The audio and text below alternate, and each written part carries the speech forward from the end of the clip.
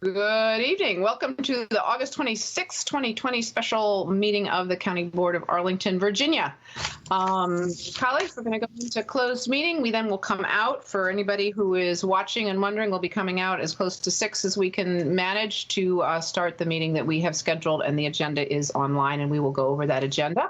But first, we need to meet in closed session, and I need to make a motion. I move that the County Board convene a closed meeting as authorized by Virginia Code Sections 2.23711A7 and 8 for the following purposes: consultation with the county attorney and necessary staff concerning the authority of the county board to adopt measures to control the spread of contagious illness, to enforce provisions of the governor's executive orders and local ordinances pertaining to bars and restaurants, and to regulate the sale of goods during a state or local declared emergency. Is there a second? Second.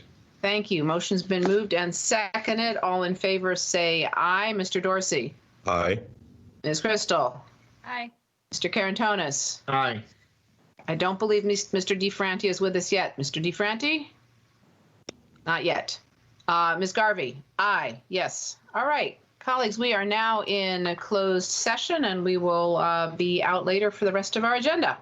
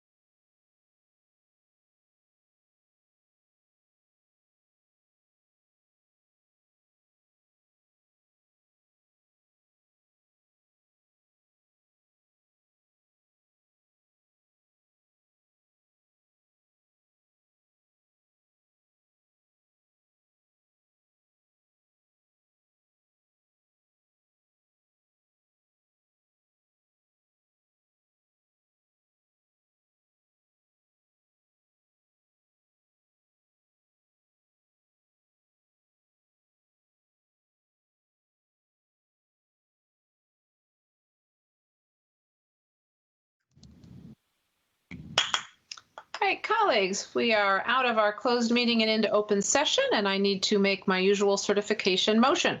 I move that the members of the county board certify that at the just concluded closed session, 1, only public business matters lawfully exempted from open meeting requirements under Chapter 37, Title 2.2 of the Code of Virginia, and 2, only such public business matters as were identified in the motion by which the closed meeting was convened were heard, discussed, or considered by the board. Is there a second? Second. Thank you. Motion's been moved and seconded. The clerk will call the roll. Ms. Jacobs. Ms. Garvey, Yes. Mr. DeFerranti, Yes. Ms. Crystal, Yes.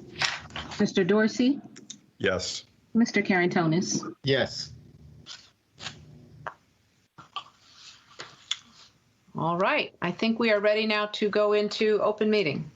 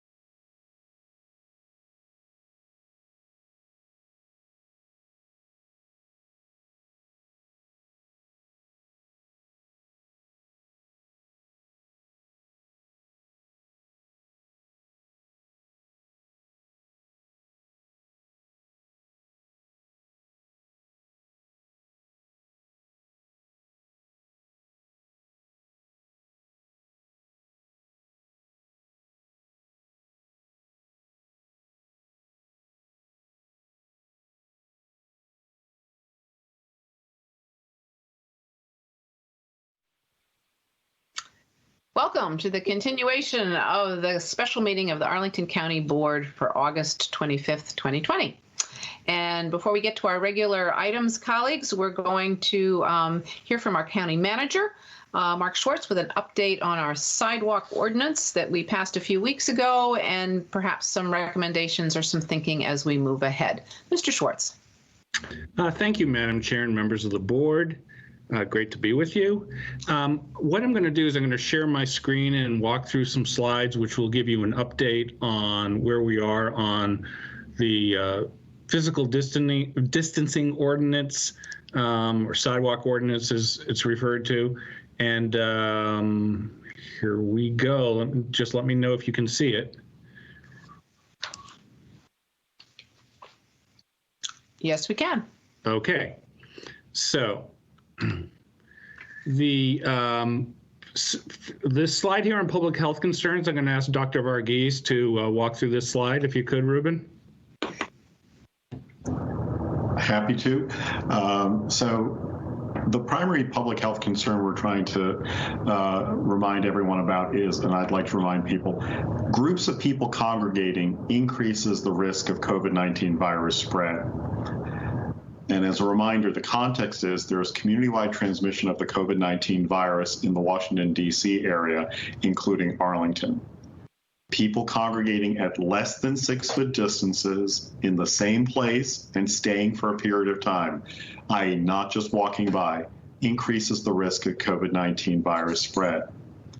And our Arlington Restaurant Initiative, or ARI staff, have observed groups of people congregating outside, 1, in the same place, 2, who have stayed there for a period of time, and 3, who did not maintain 6-foot distances outside of some establishments serving both food and drink. Thank you, Ruben. Coming up next here, you'll see I have put up examples of the signage that will go up starting tomorrow morning. And you can see the sign on the left is the one that summarizes the provisions of the ordinance that say that you should stay at least 6 feet apart, and congregating in groups of more than 3 is prohibited, and listing the fine there. And then also we will have sidewalk markers that say staying 6 feet apart. They're called ground decals. So we have that there. I'm going to go to the next slide. I'm going to ask either Dennis Leach or Michelle Cowan, I don't know who's actually here, to quickly walk through the locations of where the signage is going to go.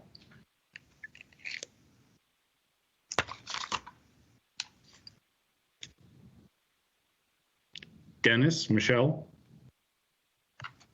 Okay. Sorry, hi, this is Michelle Cowan from the County Manager's Office. Staff, based on complaint data filed via our online social distancing reporting and complaint tool, compiled data that supported the installation of signs in the areas noted in red on this map. So you can see that it's along Wilson Boulevard in Clarendon, and then also along North 10th Street on the other end of Clarendon. And as Mark mentioned, these signs along with decals will be installed starting tomorrow. And then additionally, we will be, as our data keeps coming in and as we work with our partners in the community and across the county, we'll have further phases that will be implemented in the coming weeks as well. Thank you, Michelle. Those further phases would include, for example, in Crystal City. So what I'm going to do is I want to turn it over to Corporal Mastouras from the Police Department, who's going to walk us through some slides here that talk a little bit about the education campaign and what we've witnessed over the last few weekends. Jim, over to you. Thank you, sir. What we've seen, we've passed out these educational flyers, which are very similar to the signage that will be going up tomorrow. We've placed that at all the restaurants. We've expanded some TOSAs in the areas, and we've dropped off cones to act as markers for the lines. Some places have improved, some places haven't. We've seen some, frankly, they just don't know it's an ordinance. So we're working on increasing the messaging, but also to let them know that this is now, is against the ordinance. So you can't be standing together in groups of more than 3. So, and you can see some of these pictures that demonstrates the TOSA that was put in, or the area blocking off the parking lane, and you can see the difference in the lines before and after. So we're hoping that is going to continue, but it requires constant monitoring. We have seen quite a bit of defiance and hostility towards the security towards the security staff and officers. We're just being flat out ignored. So we're trying our best to keep the lines apart and keep people separated as they need to be. We're going to continue this collaboration with the businesses and the ARI partners, and we'll continue our efforts heading into the weekend. Thank you very much. So moving on to a related issue, the current situation in our partners in the DMV, the region we live in, which is that the District of Columbia has stopped selling alcohol after midnight on a daily basis. And in Montgomery County, they have taken the step to forbid alcohol service at restaurants after 10 o'clock. So one of the things that Officer Mastouras just talked about is we have begun very diligent, especially over the last few weeks, an education campaign to try to bring people into compliance. And we have noticed, and I'm going to ask Jim Mastouras just briefly to talk a little bit. You talked a little bit about some of the defiance and confrontation and hostility, but the change you have seen between the hours of 10 p.m. and 2 a.m. If you could just talk about that briefly, Jim. Sure. Just over the past few weeks, we have seen an influx of patrons into the Clarendon area. We're seeing also down on 23rd Street as well. So, our areas are as populated, and of course, with the executive order in place that limits the capacities. So I think it's obviously adding to some of these very long lines that you're seeing in front of establishments. Okay, and then I would like if Dr. Varghese, if you could talk a little bit about this slide, and then I just had some concluding remarks after this. Sure. This is a slide of the new cases of COVID-19 by week since the beginning of the pandemic in our area, and it's by symptom onset, and the each line represents the age group or age range that we're focused on here. So let me first of all make sure people are oriented to this. On the x-axis or the horizontal line is the over time. So you see the months listed, and the numbers above the months and next to the months are actually the week number that we're referencing here, just so that you're not too confused. And then on the y-axis or the vertical axis is the number of cases and based on symptom onset for that week. And then when you look at the black boxes in the diagram, you see phase 0, phase 1, phase 2, and phase 3 are the phases of reopening or closure according to the governor's orders. So what you're seeing here is the purple line is the line for those under 18, and it's just to remind everyone, even people under 18 have actually been affected here in Arlington. Those in red are those 18 to 29. Those that are in green is 30 to 39. Those in gold are 40 to 64 years of age, and those in the light blue are 65 and older. And if you look at this, the initial phase, you saw both the those over 65 and those who were 40 to 64 were the people who initially had the largest peak, first starting in April and then May. You saw a subsequent rise in those who were 30 to 39 years old, and then those who were 18 to 29, and those who were also less than 18 by May, and you see those numbers coming down. When you get to phase 1, which is when the governor allowed reopening of the state, and we had delayed reopening, this was the phase where groups 10 and under were allowed to congregate. The trend lines all continue to go down. At phase 2, which started mid-June, that was when groups of 50 and under were allowed to congregate, and the trend lines continue to go down. When you look at phase 3, which started on July 1st, a few days before the 4th of July, you start seeing a rise in all the groups, but especially in those who were 18 to 29 and those who were 30 to 39, as well as the 40 to 64-year-old group. And this was when congregation of 250 people or less was allowed. And as I've reminded on previous town halls, while correlation does not imply causation. Causation is hard to have without correlation. And so, as I had mentioned earlier, congregation without 6-foot distances during a pandemic leads to germ spread. That concludes my remarks. Okay, so thank you, Dr. Varghese. Where I wanted to end up was, I think that I wanted to let the public know that we've taken some time in rolling out the sidewalk ordinance that the board adopted a few weeks ago. And we are now serious about this. We're going to start enforcement this weekend. I will tell you that I remain deeply frustrated over what I'm seeing in the community. And it is really, my frustration is not necessarily with the owners of restaurants. My frustration is with the behavior of patrons, and we will give it our best effort. It's a very manpower intensive. Given what we face right now with open defiance on the part of people standing outside these restaurants, I will probably be back to you quite quickly if we do not see what it is we hope to see with some type of proposal of some kind that might mimic what's going on in Montgomery County and the District of Columbia. And I just, I don't want to sound overly dramatic about it, but this is not a game.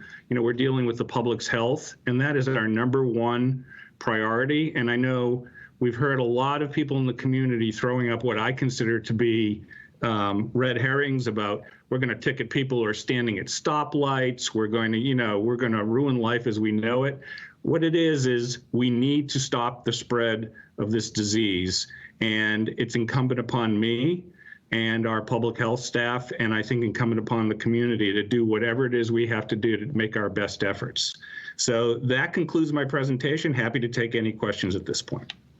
Thank you very much, Mr. Schwartz. Colleagues, questions for our staff?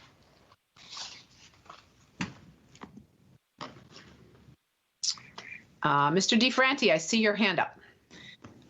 Yeah, I thank you, Madam Chair. So I'd first like to start by thanking Officer Misteris and the work that the Arlington Restaurant Initiative has done. This is a very different context to be building on that work, but it does not strike me as easy what we're seeking to do, and a big thank you to you. Also, to the manager, I wanted to appreciate you bringing this forward. I'd like to just go back to the Montgomery County DC slide, if there's a way that we can pull that up.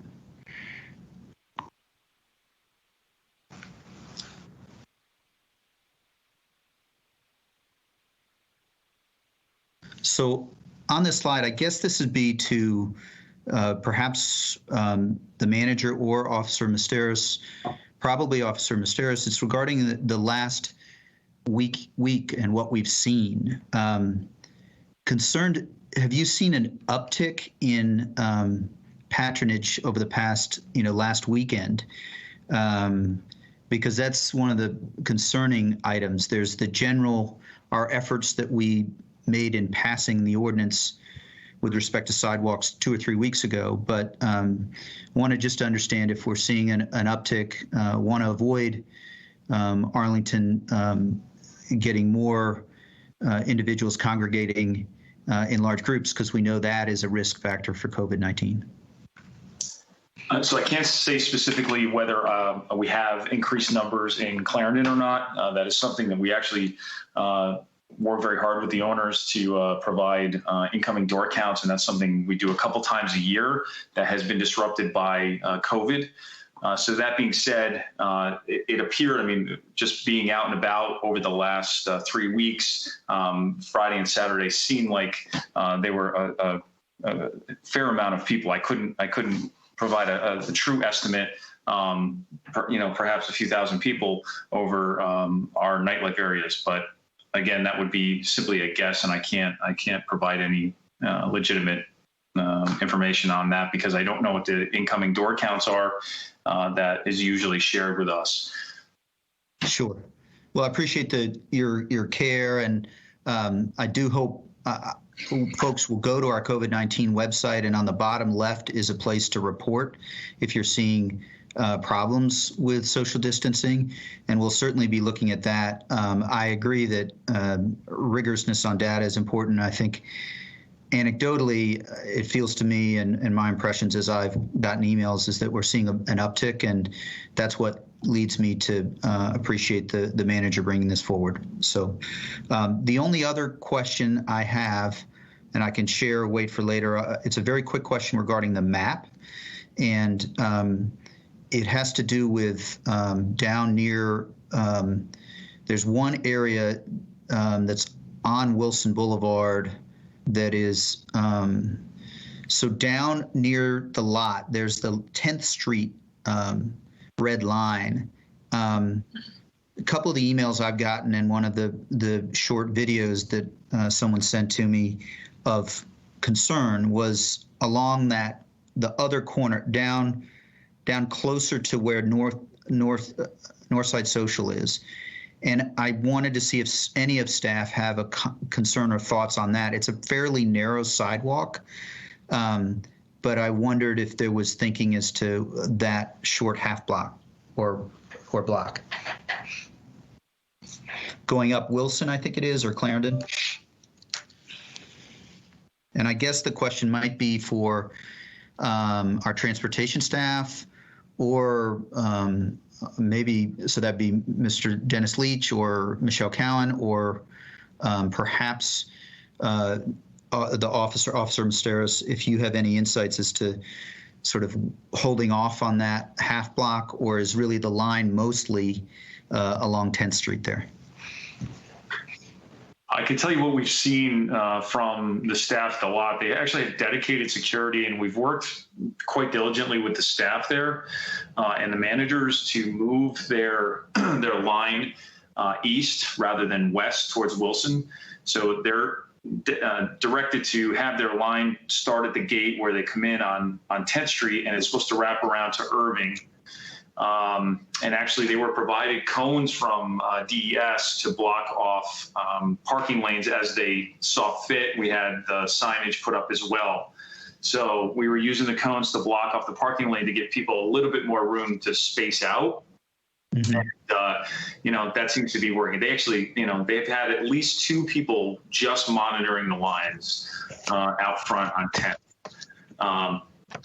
But as things, continue to evolve, I mean, it's just an ever-changing dynamic, because you're not dealing with the same people at any given time. You have turnover as people come in and come out. So you have to acclimate them to all these new set of rules. And as you could see on the picture there along the fence, they put the educational signage that we provided them literally everywhere. So I'm hoping that the decals that go down onto the ground are going to be right in line with those or close to them, so that people not only see it on the ground, but see the posters on the fence and the poles.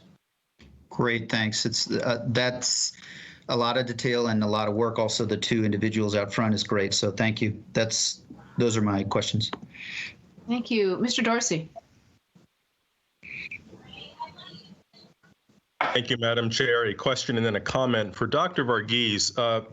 Do we have any data which looks at asymptomatic spread among various age groups in Arlington? I've followed some of this looking at national data. Do we have a sense of what's happening in our own, not necessarily Arlington, but within the national capital region? Thank you for the question, Mr. Dorsey. We do have a sense of what's going on in Arlington, Northern Virginia, and in the region. We make the conclusion of community-wide spread based on the fact that as we interview people in the region, including in Arlington, when we talk to cases, we try to identify, is there a known source of infection? And the vast majority of the people do not have that. So it's when we cannot find consistently known sources, the presumption is, first of all, we make the conclusion it's community-wide, and that it is more than likely that it's the asymptomatic contact, or the contact with people who are infected and don't know it, is the reason. In normal circumstances, we can usually find the source. So for those of the listening audience may not, hopefully they remember when the unfortunate church in Georgetown in Washington, D.C., that was when this started. In a sense, we were able to connect a lot of the people we identified to that. And so that was a known source of it. One day, hopefully, we'll go back to that. But until that happens, when we say community-wide transmission, that's a proxy for the fact that there's a lot of unknown contact that's happening, and that's really based on our local data. We still have not been able to find every single or the majority of the sources of those cases. I hope that helps.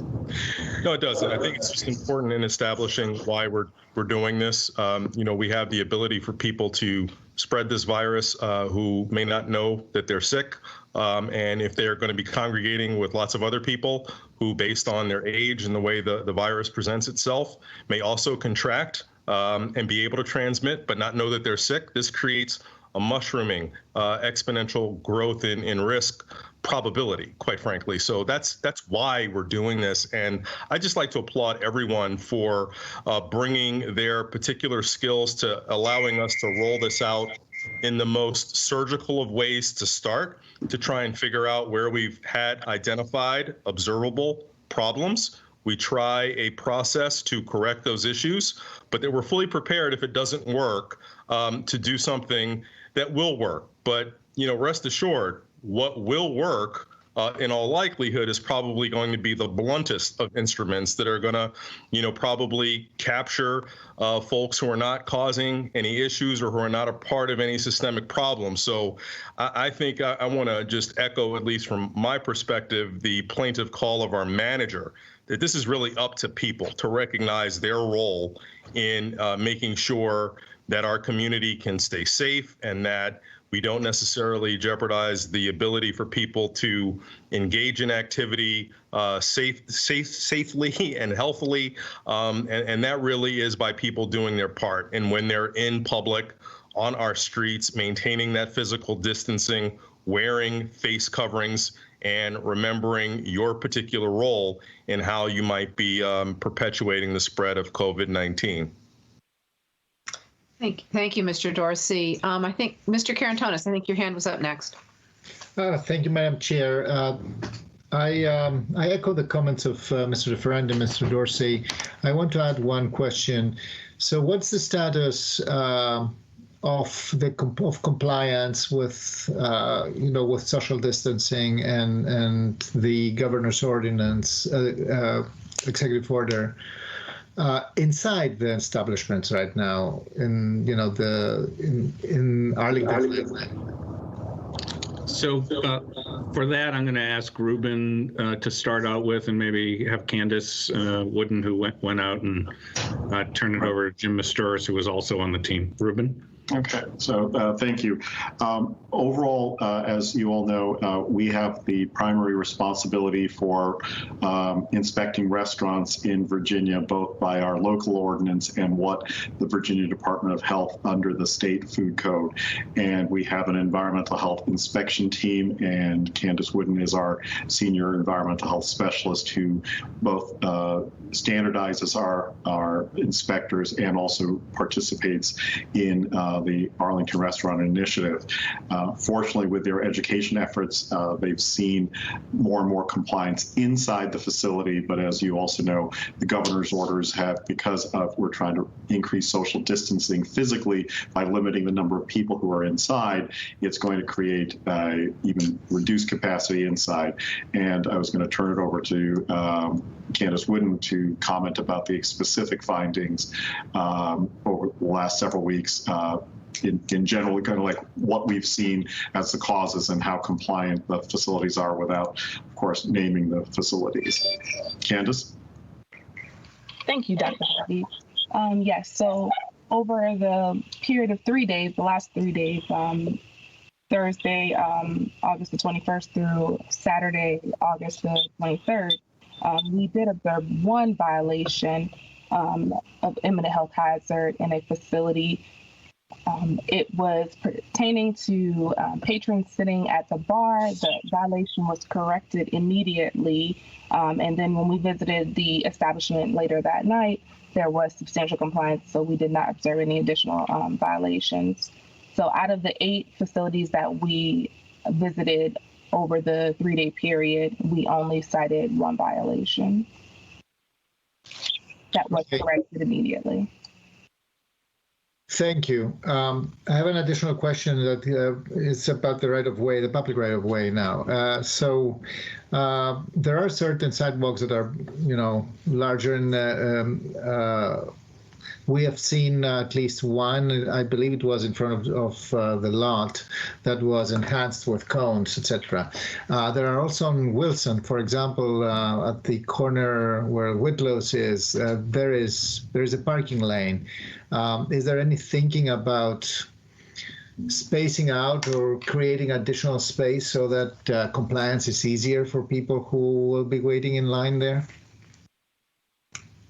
So for that, I'm going to actually put up the slide here. And Michelle, if you can, or Officer Masturis, explain what's being displayed on this slide, the before and after. Thank you, sir. Yeah, at the bottom picture that you see on the left, that's before the bollards and the roadblocks were used, that they're typically being used for right-of-way TOSAs. We asked that they use the same tools to block off the parking lane. So you can see the whole parking lane in front in the 2800 block of Wilson is now sectioned off, and it's only affecting that business. Same for the 3100 block of Wilson Boulevard. All the businesses now have a little bit more space outside, because there aren't tables out there past, say, 10 o'clock. So it provides a little bit more room, especially if they're going to get a little more creative on how they're going to space them out and use some of the stanchions. So like Whitlow's, for instance, you saw in the 2800 block was using a stanchion system and try to space out their people, and are actually having security out there telling them and constantly reminding them. But it's a slow go. This isn't going to happen overnight, but we have to make sure we give them all the tools that they need. So. Okay, thank you. My only comment on top of that is that, as we've seen from week 26 onwards, week 27 was the week when phase 3 kicked in. The numbers, unfortunately, are going up constantly and persistently. So this actually, I believe, is the last chance we can give this to this ordinance to work. After that, as Mr. Dorsey mentioned, as Mr. DeFerranti and the county manager also insinuated, we will need to see what works and what doesn't, and go for these things that really work for public health, because this is the ultimate goal here. Thank you for your efforts and for your attention to this. Thank you, Mr. Karantonis. Ms. Crystal, you've been waiting patiently. Thank you, Madam Chair. I wanted to actually briefly go into the science of why this ordinance does not apply to pedestrians or cyclists or anyone passing an area. Our manager mentioned that we'd heard that concern from folks. I think it has been in earnest from some quarters and folks who have misunderstood this ordinance. And I know many continue to be disappointed that we have not prioritized street closures during the pandemic. But I want to be clear, and I think it's worth taking a minute perhaps to ask Dr. Varghese to explicate exactly why it wouldn't make public health sense for us to be trying to target pedestrians, cyclists, or anyone passing one of these zones. So, Dr. Varghese, can you just tell us a little more about why it's a problem to have people congregating, as we know the governor prohibits, and why it wouldn't be a problem to have people passing one another? Absolutely. Thanks for the question, Ms. Crystal. So the real issue is, it's not just the physical distance at one point in time that's within 6 feet, because the likelihood of transmission while it's there is much lower. It's also, it's a factor of the time spent. And the basic thing that we've learned from public health in general over the years, not just with COVID, is time is one of the important factors that you're spending in close proximity for someone with this sort of, that transmissibility. And so using maybe some negative logic or working backwards, the CDC defines a close contact to a case, someone who actually has the illness, as having spent being within 6 feet of that person for 15 minutes or more. And so in many ways, now that's a rule of thumb. It's possible that it's at 10, it's possible it's at 20, depending on the circumstance. But the incidental contact, that's not considered to be a tremendous risk at all in this respect. So we are using that sort of science of general public health and what we've learned also about COVID that has reinforced that this is the recommendation we give to the entire public. And that's why passing is going to be fine on those sidewalks. It's staying put and lingering and staying in contact. And one last point, even if they're wearing face coverings, the definition for close contact doesn't matter if you're wearing a face covering, because the risk at that point is really about the physical space. And that's why we've been emphasizing in public health, if you have to choose, it's actually preventing the social contact rather than face covering. If I have to emphasize one thing, staying at home and the physical distancing, they're really essentially the same thing. Staying at home is a form of physical distancing. You're keeping yourself in your own home's bubble, if that helps. Thank you so much, Dr. Varghese. I think it's helpful to remind ourselves of the science, but I also think that that's worth stating because it emphasizes not just that it's not our intent or this is written in such a way that we could be enforcing people passing by. It doesn't make public health sense, right? And so that's truly not the point. And I really appreciated Officer Masturis sharing with us some of the ways in which you have worked and DES has worked with the restaurants to provide more space. So it's not about crowding anybody in into a narrow sidewalk because there's not areas for them to spread out. That area has been created in the narrow places where this applies, and it really is a matter of compliance and a matter of these bar patrons or restaurant patrons in particular being part of the solution. And I don't want to belabor that point. I think my colleagues have all said it well. Our manager has said it well. But I would note, amid many calls to close the bars, it's worth noting that we don't really have bars in Arlington. We have restaurants. And so any attempt to close this class is going to sweep up a great number of small entrepreneurs whose businesses are barely hanging on. And I think that's a big part of the reason, or I know that's part of the reason I have been reticent. And I think that's really led a lot of us to be reticent to take blunter measures. But we also know that this is a community that's seeing its numbers increase. And we know as long as those numbers are increasing, core and important functions of our society, like work, like kids going to school, are not going to be able to restart. And so we are asking for partnership. We are asking people to be respectful to their neighbors, for those who may be coming into Arlington, to be respectful of the people who do live here, certainly to be respectful of our police. The examples of the physical disrespect that we've heard on our officers is not acceptable. And we hope very much that this more narrowly tailored ordinance can help alleviate the problem. It cannot be done without the partnership of these restaurant goers, and we hope to not have to take blunter measures. Thank you, Ms. Crystal. Corporal Mastoris, you've mentioned the issue of door counts, and I think we do that usually twice a year, and with COVID and everything going on, that's kind of fallen by the wayside. How hard is it to do door counts? I'm guessing the answer is it can't happen this weekend, but it seems like it would be really good to get a good door count if we were able to do that. Do you want to comment on that a little bit, how hard that is to enact and get that happening? Sure, and this is solely through the cooperation of the owners. I mean, that's not something that they're required to give. It's only because of the trust that we've built up that they're willing to share those numbers. And that gives us a general sense of what's going on in any of our nightlife areas. It helps us, dictate resources and how many officers need to be down there and such. So if we know how many people are down there at any given time, it can help us with our operational plan. And that's the reason, and that's how it's been used up to date. But like I said, since COVID, that's not something we've been able to keep track of. They've been frankly taxed to a point already. So I haven't asked. Many of the things that we normally do under the ARI umbrella just haven't happened because we're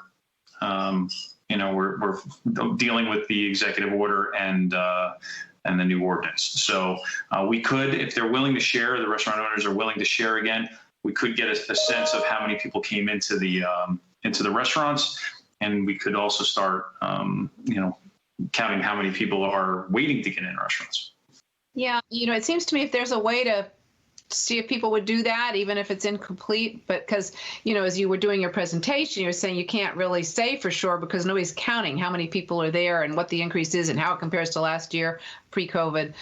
So anything that you're able to do, I understand you can't require people and maybe it's going to be too hard, but if it's possible, I think getting some data this weekend on numbers would be helpful if that's possible to do. So thank you. And thank you for everything you're doing. I know this is hard. This was not quite what you signed up for when we got to the ARI, right? So thank you. One question, Dr. Voges, I'd just like to talk a little bit more about that same chart that was up before. If you could put it up with the ages and the graph, and just put that up one more time. I think I'm asking our manager to put that up unless you'd like me to. Okay. There we go. All right. Thank you. And yeah, so I think when you talked about this, which was very helpful, I'm not sure I heard you, but I might have been, not attending, and because I already know it. The shaded area, that's really incomplete data. So anybody sort of looking at this right now said, oh, look, the numbers are going down, we're going to be fine. But that's not how you should read it, correct? Correct. So absolutely a very good point to point out to people. So if you look at the weeks labeled 30 and 31, previously those would have been, they were in those weeks actually where weeks 33 and 34 were. just to help people understand. And then as we got the data, there's a lag in the reporting of the laboratory reports and the doctor's reports. So over time, the areas that were 30, 31, 32 look like 32, 33, and 34 on this graph.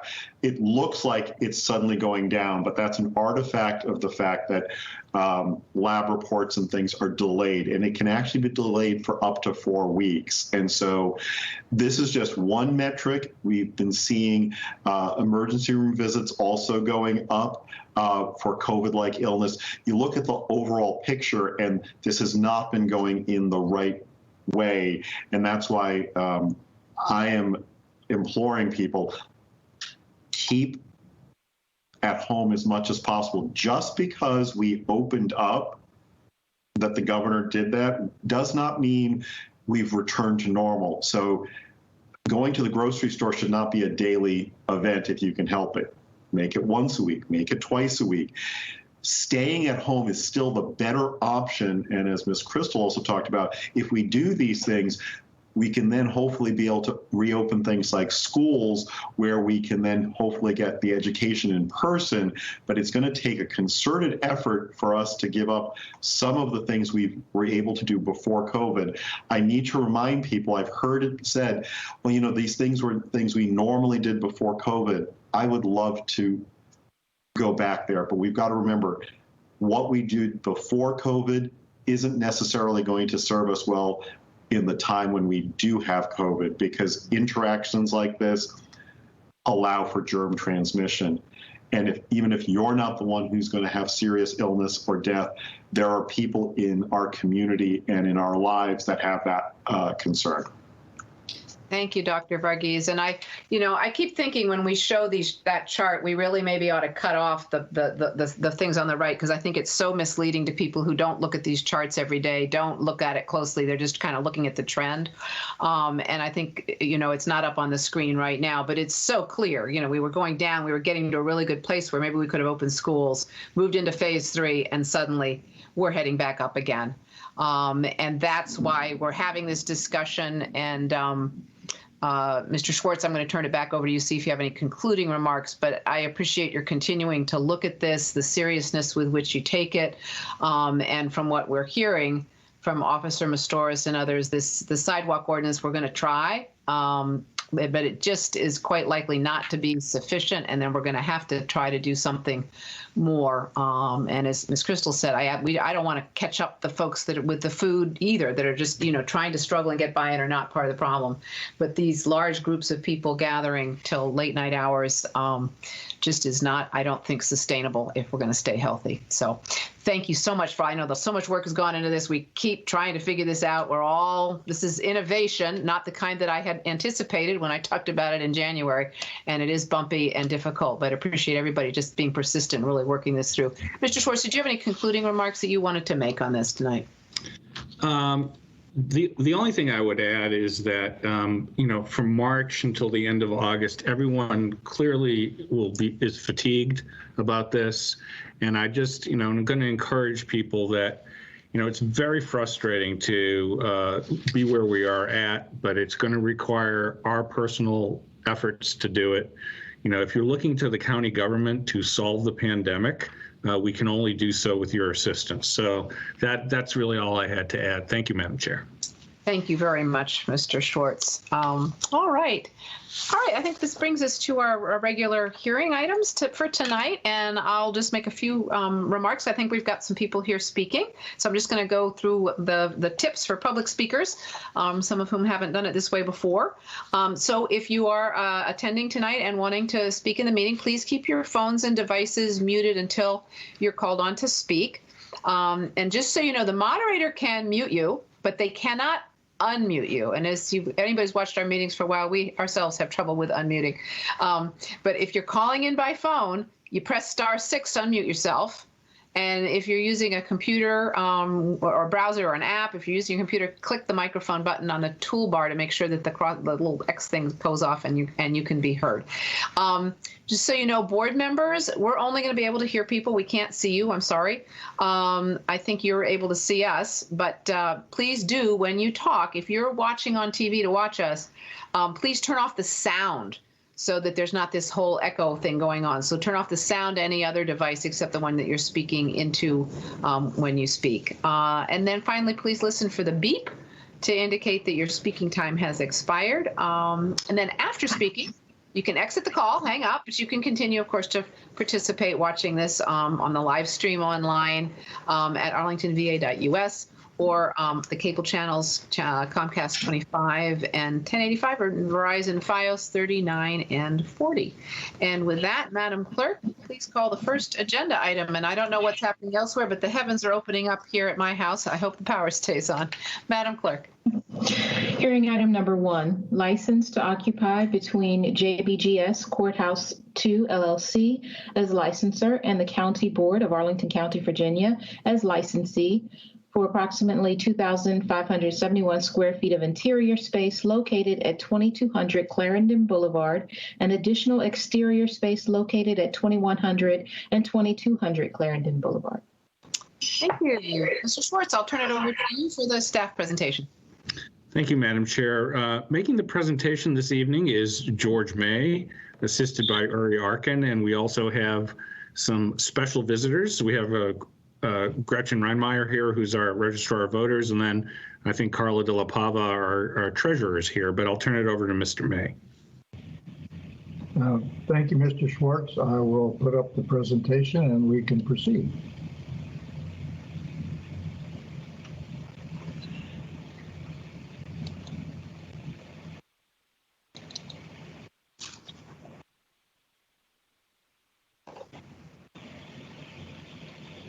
And I trust this is up now? Not yet. Okay, I'll try it again. Yeah.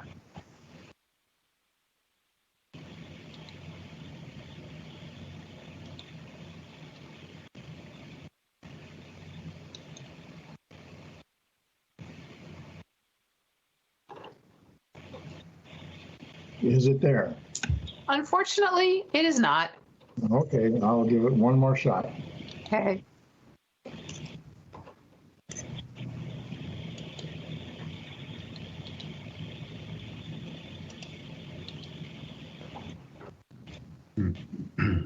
I'm ready to come to the rescue, George, if you're stuck.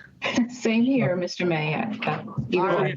Kendra, can you, I think you have it, if you could put it up, because I'm having no success. All right. Oops.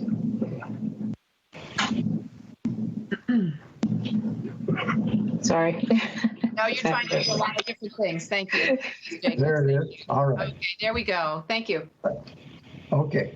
As Mr. Schwartz said, I'm George May from DES Facilities and Engineering. I'll present the basis for the manager's request for approval of the license. And the license will provide us spaces for physical distancing between the early voters and the in-person taxpayers coming to courthouse. So the number 2, Kendra. The license will, what slide number 2 presumably shows you, is we'll have a space for early voting in the former Wells Fargo's space in the 2200 Clarendon building for the early voting for the interval that's listed there. And we'll also have the use of the overhangs area in front of the south entrance of Bosman for early, for in-person tax payments during this time period when these two activities overlap. Okay, number 3, please. Okay. This is the layout, how folks will be able to enter the Wells Fargo space. They have the opportunity to queue under the overhang space. You see the double row of dotted red lines and enter into the Wells Fargo space for the early voting. There's a table just before the entrance, the one in purple, where folks can do an initial check-in. And then next slide, Kendra.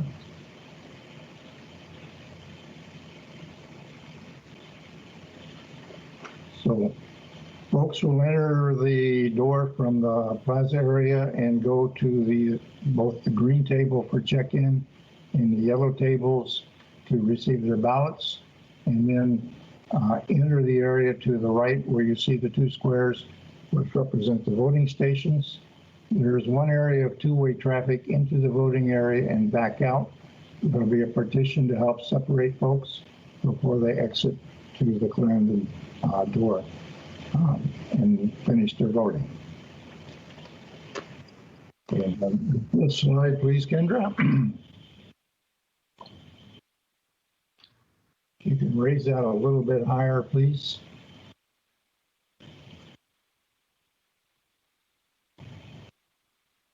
Okay. For the in-person tax payments, the treasurer will have additional tables in the overhang in front of the ATM at the south door to the lobby. This can accommodate overflow, so we don't need to bring as many people into the lobby. If you follow the green arrows, they'll come through the lobby to the tables, make their tax payments, and go out the door onto the Clarendon side of the Bosman building. So that summarizes the basis for the requested license. Barry Arkin is here if you have any questions about the terms of the license. Thank you very much.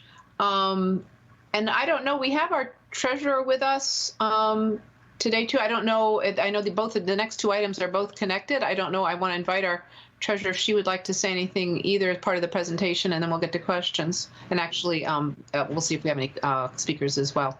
Ms. DePava. Hi, Libby, and all of the board. Thanks for inviting me today. You know, our goal is to just make sure that people stay as safe as possible while trying to pay their taxes. We have a lot of different ways to pay taxes. You can mail them in. We have drop boxes.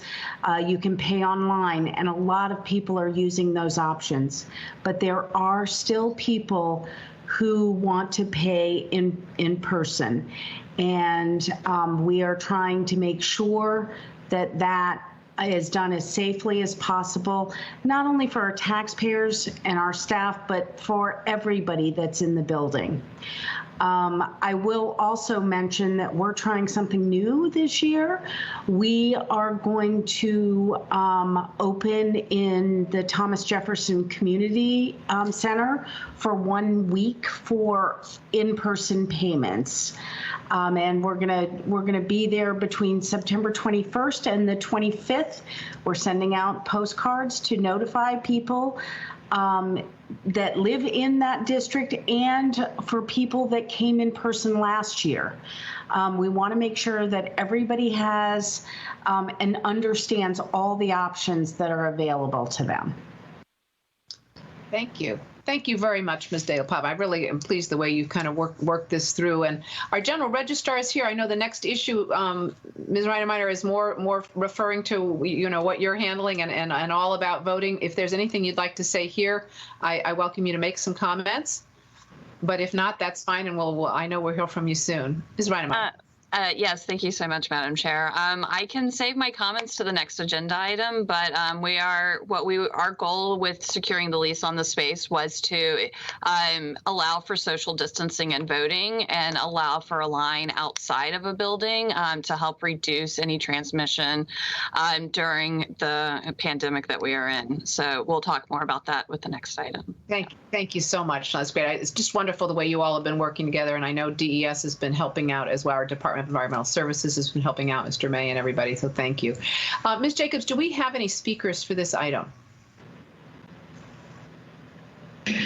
Madam Chair, no, not for this item. We do have a few for the next. Thank you. That's great.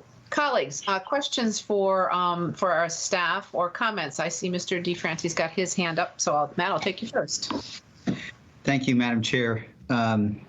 I just wanted to, I appreciate everybody who's spoken. I actually am so enthusiastic that I'm ready to make the motion unless we have another member who would like to do that. The chair would be pleased to entertain a motion. Okay, I move the county manager's recommendation that we approve the license attached to the staff report to occupy between JBGS Courthouse 1 LLC, a Delaware limited liability company, as licensor, and the County Board of Arlington County, Virginia, as licensee for approximately 2,571 square feet of interior space located at 2200 Clarendon Boulevard and additional exterior space located at 2100 and 2200 Clarendon Boulevard, Arlington, Virginia. In addition, authorize the Real Estate Bureau Chief, Department of Environmental Services, or his designee to execute the license to occupy and any related documents on behalf of the county board, subject to approval as to form by the county attorney. Second. Thank you. It's been moved and seconded. Mr. DeFranti, would you like to speak to your motion? Sure, I can be brief. This is an opportunity to make it safer and easier to vote. And it's an opportunity to make it safer and easier to pay your taxes. And so in that sense, it's, as you kind of indicated, not innovation that we had thought we would have gotten to in January, but this is a good way of solving and addressing problems so that folks can vote early and because of the new Virginia law without needing an excuse as in past years, and also vote safely, as well as Ms. De La Pava's efforts to make sure everyone's safe and paying taxes. Thanks. Thank you. Mr. Dorsey, I see your hand up. Thank you, Madam Chair. This is a question for our attorney, Mr. McIsaac. So initially, I was somewhat concerned that this is a license agreement as opposed to a lease. But by reading of the license agreement, it looks like one that's pretty favorable to us. It looks like the only reason we can be kicked out of the space, speaking about the site known as the well site, is for non-payment of rent. But otherwise, we're protected in being able to occupy this without the landlord determining or deciding that they would like to do something else with that space. It looks like we're protected from that possibility. Is that correct? Mr. Dorsey, in short, I would say yes. Great. So just want to be clear as we're lauding this very wonderful innovation that's going to allow us to safely expand our voting opportunities, that it's also not going to be taken away from us due to the whims of the landlord. Great. Thank you. Thank you. Certainly not in the middle of voting. Yes. Any other questions, colleagues? I don't think so. I think this is fairly simple. All right. Again, thank you, everybody. I love the cooperation. I love the innovation. It's wonderful to see our treasurer here. Thank you, Ms. De La Pava, for joining us. I will call for a vote. All in favor of the motion before us, please say aye. And I'll start with Mr. DeFranti. Aye. Mr. Dorsey. Aye. Mr. Carantonis. Aye. Ms. Crystal. Aye. Ms. Garvey. Aye. Motion passes 5-0. That's great. Thank you all very, very much. I think we can make things a little bit easier and safer for everybody, and that's great. Thank you. Madam Clerk, next item.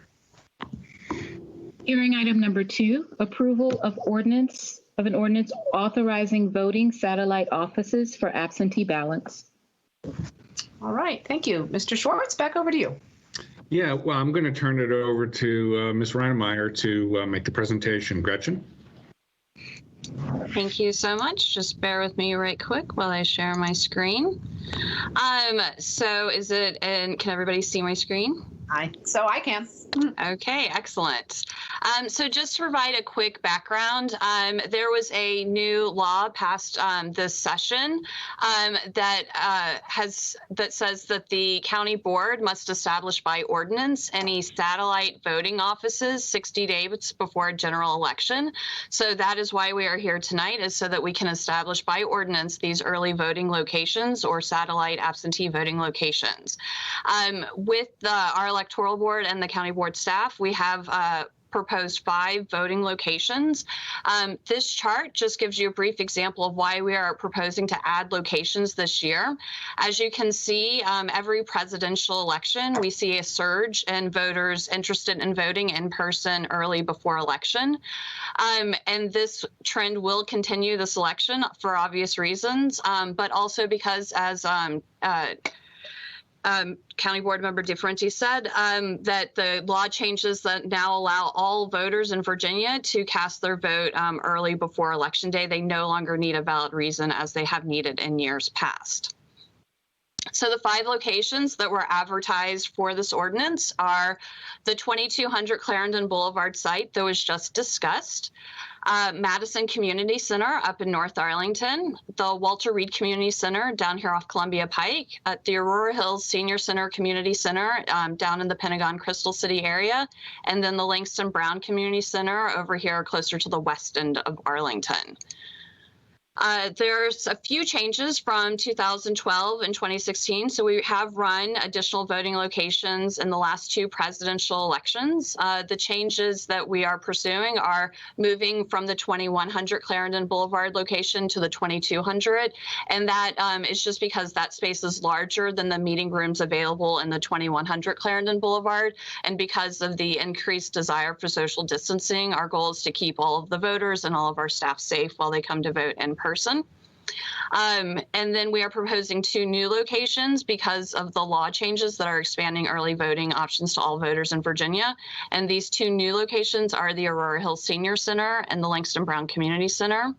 The reason these locations were chosen is because we've seen extremely long lines on election day down in the Crystal City and Pentagon City area. So we're hoping an early voting site down there will alleviate election day lines. And then we see our highest rates of election day voters in our western precincts of Dominion Hills and Overly Knolls. So we're hoping an early voting center closer to them might reduce the number of people voting on election day at those locations as well. And with that, that is my presentation. So.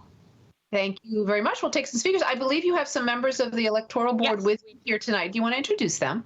Yes, we have 2 members of the Electoral Board here tonight. We have our Secretary of the Electoral Board, Scott McGeary, and then we have our Vice Chairman of the Electoral Board, Matt Weinstein. Wonderful. Thank you. Welcome, everybody. It's great to have you here, and perhaps there'll be some questions for you as well when we get to the discussion. Right now, I think, Madam Clerk, you said we had some speakers for tonight on this item. Yes, that is correct. Let me share my screen. Okay. Okay, our first speaker is Joan Porte, followed by Michael Cheekham. All right. Thank you very much. I'm Joan Port, President of the League of Women Voters of Arlington, and I appreciate this opportunity, Madam Chair and members of the board. As you know, the League of Women Voters has a long history of supporting free and fair access to the polls, and in this very unusual year, this has never been more important. We support what the General Registrar just said about the locations. I'm not going to repeat them because she just did. If the budget allows and an additional site is encouraged, we would hope that would be placed in the Green Valley area if you so chose. These additional satellite areas need to be open at the very least from October 17th to the 31st, 2 p.m. to 7 p.m. weekdays, 9 a.m. to 5 p.m. Saturdays. We would also support Sunday openings if it were in the budget, since that is a very common practice in many early voting states, which we now are. Also, new conditions affecting the delivery of the mail of the U.S. Postal Service are making it essential to set up a procedure for the hand delivery of mail ballots. We are very encouraged by the progress being made at the special session of the General Assembly regarding drop sites at the satellite locations. Voters must be able to deposit their ballots safely and with confidence that they will arrive on time and be counted. Dropping off their absentee ballots is a fast and easy way to do this. It is also imperative that a clear, concise informational chain is given to voters regarding how and where they can either vote or return these ballots within the rules of the law. It has come to our attention through the outreach that we have been doing that there's a great deal of confusion about this. For instance, we learned that one senior home was hoping to bundle all of the residents' ballots and send them via overnight carrier, unaware of the laws prohibiting ballot harvesting. So we urge the creation of these quick, clear, and concise rules for the people. And as always, the League stands ready to assist in all phases of this work, including the dissemination of this information in our usual nonpartisan fashion. And we thank you for this opportunity. Thank you very much, Ms. Port. We really appreciate the work of the league, and it's probably more crucial this election than ever. Thank you. Our next speaker is Michael Cheekham, followed by our final speaker, Marsha Johnston. Hello, this is Michael. Thank you for this opportunity to speak. Really quickly, so one of the things, I think it's very important that all voters in Arlington County are aware of all the options that they have in terms of sending their ballots. And the other thing I'm very concerned about is the safety and health of those working in these satellite locations prior to Election Day, as well as those working on Election Day. We should make sure we do every measure we can possible to ensure their safety and health. And then I guess it would be very, very nice to know that the county and the Commonwealth to clearly state what will happen to all the ballots, whether they are mailed in, whether they're scanned and emailed, whether they're faxed, whether they're people go in early voting in person. I mean, I'd be curious to know myself because I plan to just scan and email it. But if that does not count as quickly as if I were to go in person, then that would be a factor in my decision. And that's the end of my comments. Thank you. Thank you. We'll have Ms. Reinemeyer answer. I'm not sure scanning and emailing is possible, so we'll get to you. Next speaker, please. Our next speaker is Marsha Johnston, final speaker as well. Unmuting. Thank you. Board, thank you, Madam Chair. Just, it's not really speaking, it's just questions. So these are for Gretchen and yourselves, depending on who's qualified. I suppose I'm with the Arlington Democrats, Chair of Voter Support, which involves voter registration and early voting poll greeting, which we do with sample ballots for the Democrats. So I would just was trying to reconfirm the hours for early voting. I think I've already gotten that, at least for the 2200 location, although I was wondering whether it would be, if there would be 3 days in the last week until 7 p.m. or if that was going to be longer. It seems like Gretchen may have mentioned that, but I wanted to confirm that, whether it would be the same as in previous years. And then also the satellite locations, Joan mentioned hours. If that's what I had too. If that's correct, that's great. One thing we were wondering is if there will be reserved parking for curbside voting and if the vote from your car curbside service will be available at 2200. That's another question. Will there be the voter guides sent to registered voters in September, and will it include a vote by mail application? Again, these are just things we're kind of wanting to confirm for our own outreach that we're doing, continuing to do. And should ballots be returned to 2200 or 2100, first floor or third floor? And will the satellite locations all have drop boxes? It sounds like they will. Will there be others? That's another question. And also, would there be any shuttle service for seniors coming to early vote, given that some of the early voting sites are predominantly senior centers?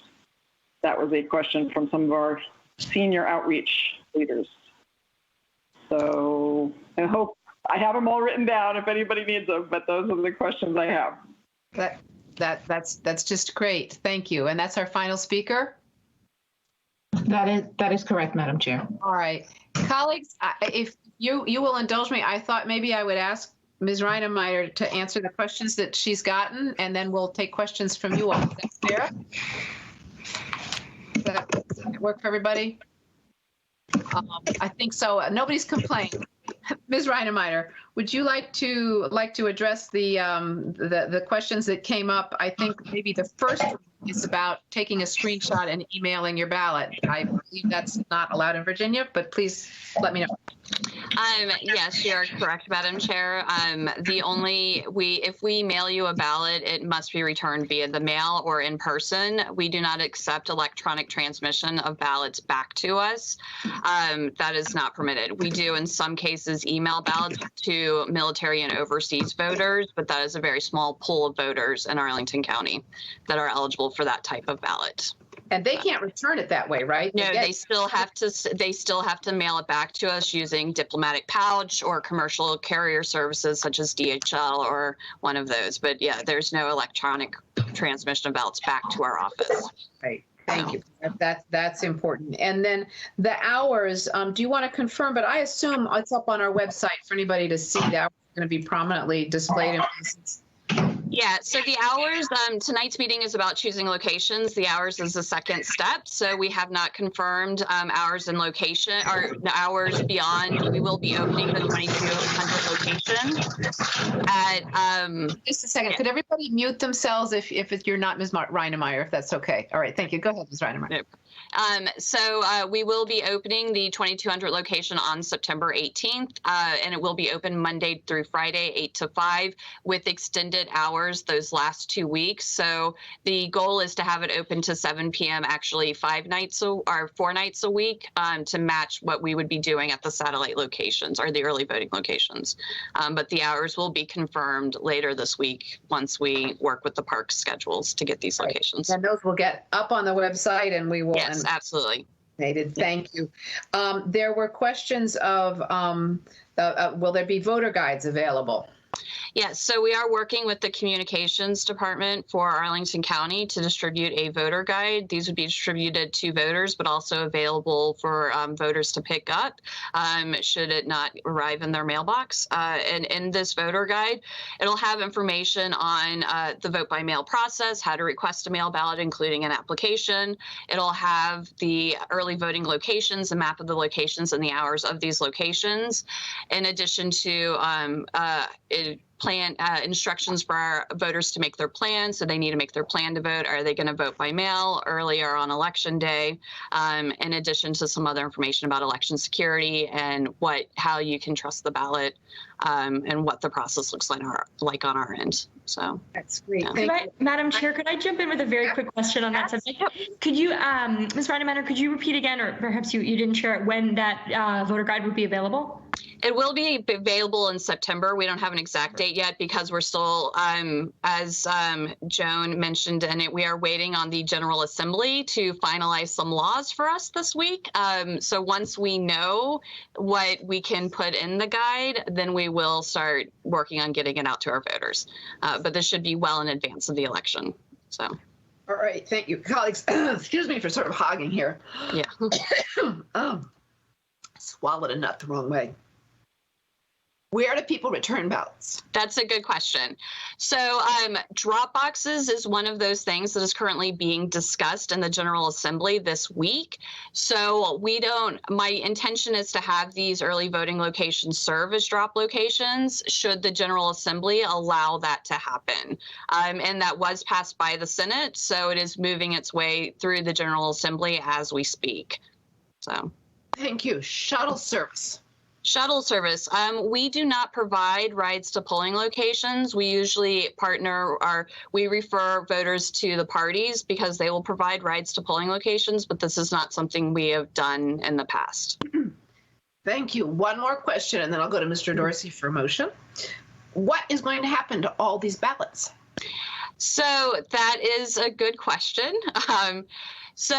Ballot security is obviously our top concern, and making sure every eligible voter has a right to vote, but that they only get to vote once. And so there's been a lot of questions about mail ballots. If I request a ballot, does that mean I'm locked into voting my mail ballot? Things like can I change my mind, or what happens to my mail ballot, or how are you keeping me from voting twice? And essentially, before we can send you a mail ballot, we have to confirm that you're a registered voter. And then that puts a hold on a note in your record that we have issued you a ballot. Before we can issue you another ballot, you would need to confirm that you either lost that first ballot that we sent you or return it, indicating that you are not choosing to vote it. But once you return that marked ballot, there's a hard stop on your record where we would not count another ballot for you. We would not issue you a second ballot.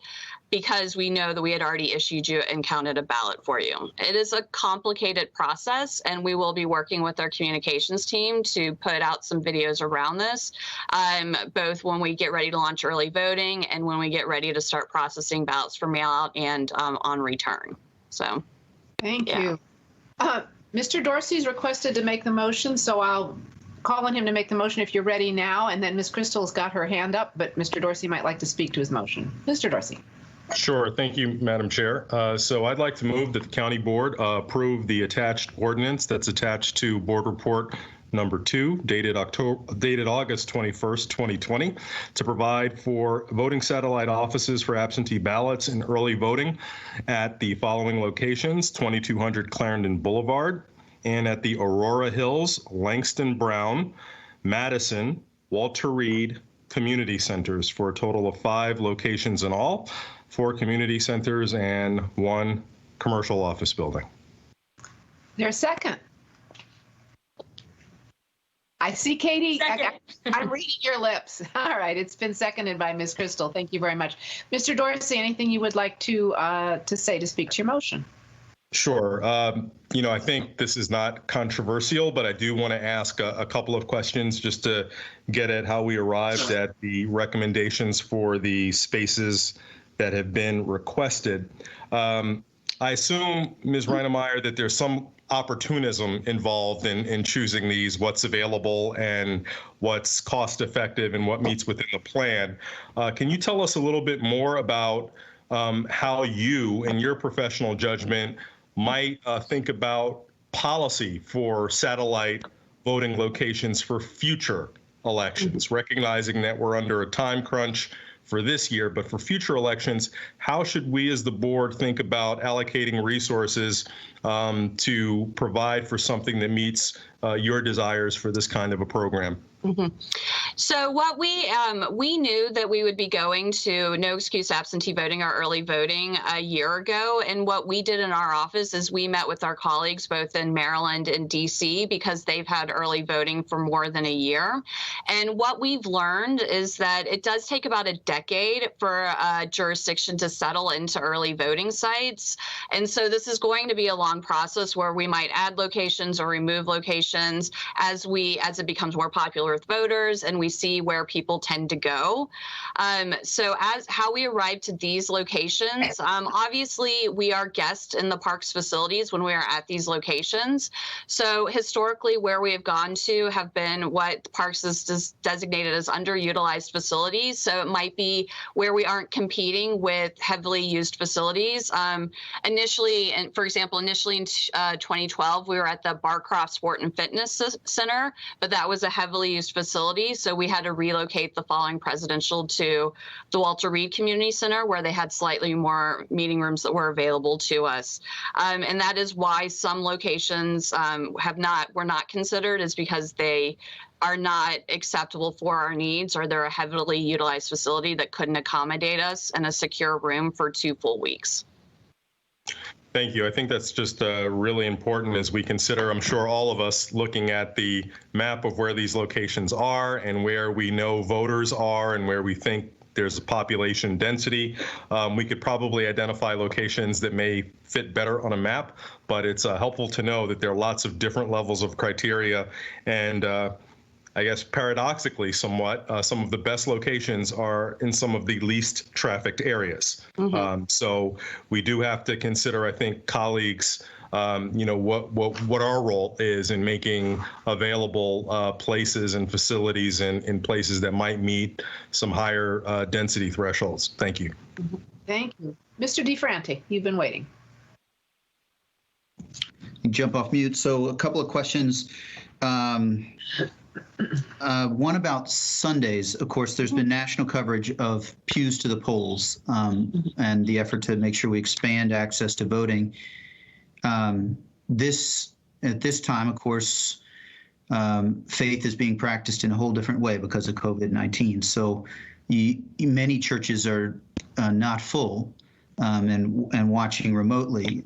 Did you consider this, Sundays, and seeing if for a couple of Sundays, the last 2 Sundays, outreach to specific locations to make sure that there's full access to voting could happen? So I'll be honest, Sundays are not in the consideration at this point in time. And this is because, once again, we're looking at the data in DC and Maryland. And DC does not open on Sundays. Maryland does open on Sundays. And the numbers don't always justify the cost that it takes to open those locations. So because we are a small office with only 7 permanent employees running 5 locations for essentially 15 straight days, puts a real strain on a staff that's already been burdened with 3 other elections this year. So that is definitely a concern of mine, and the consideration for Sundays is how do we do that in a way that doesn't tax the staff that we have in place right now.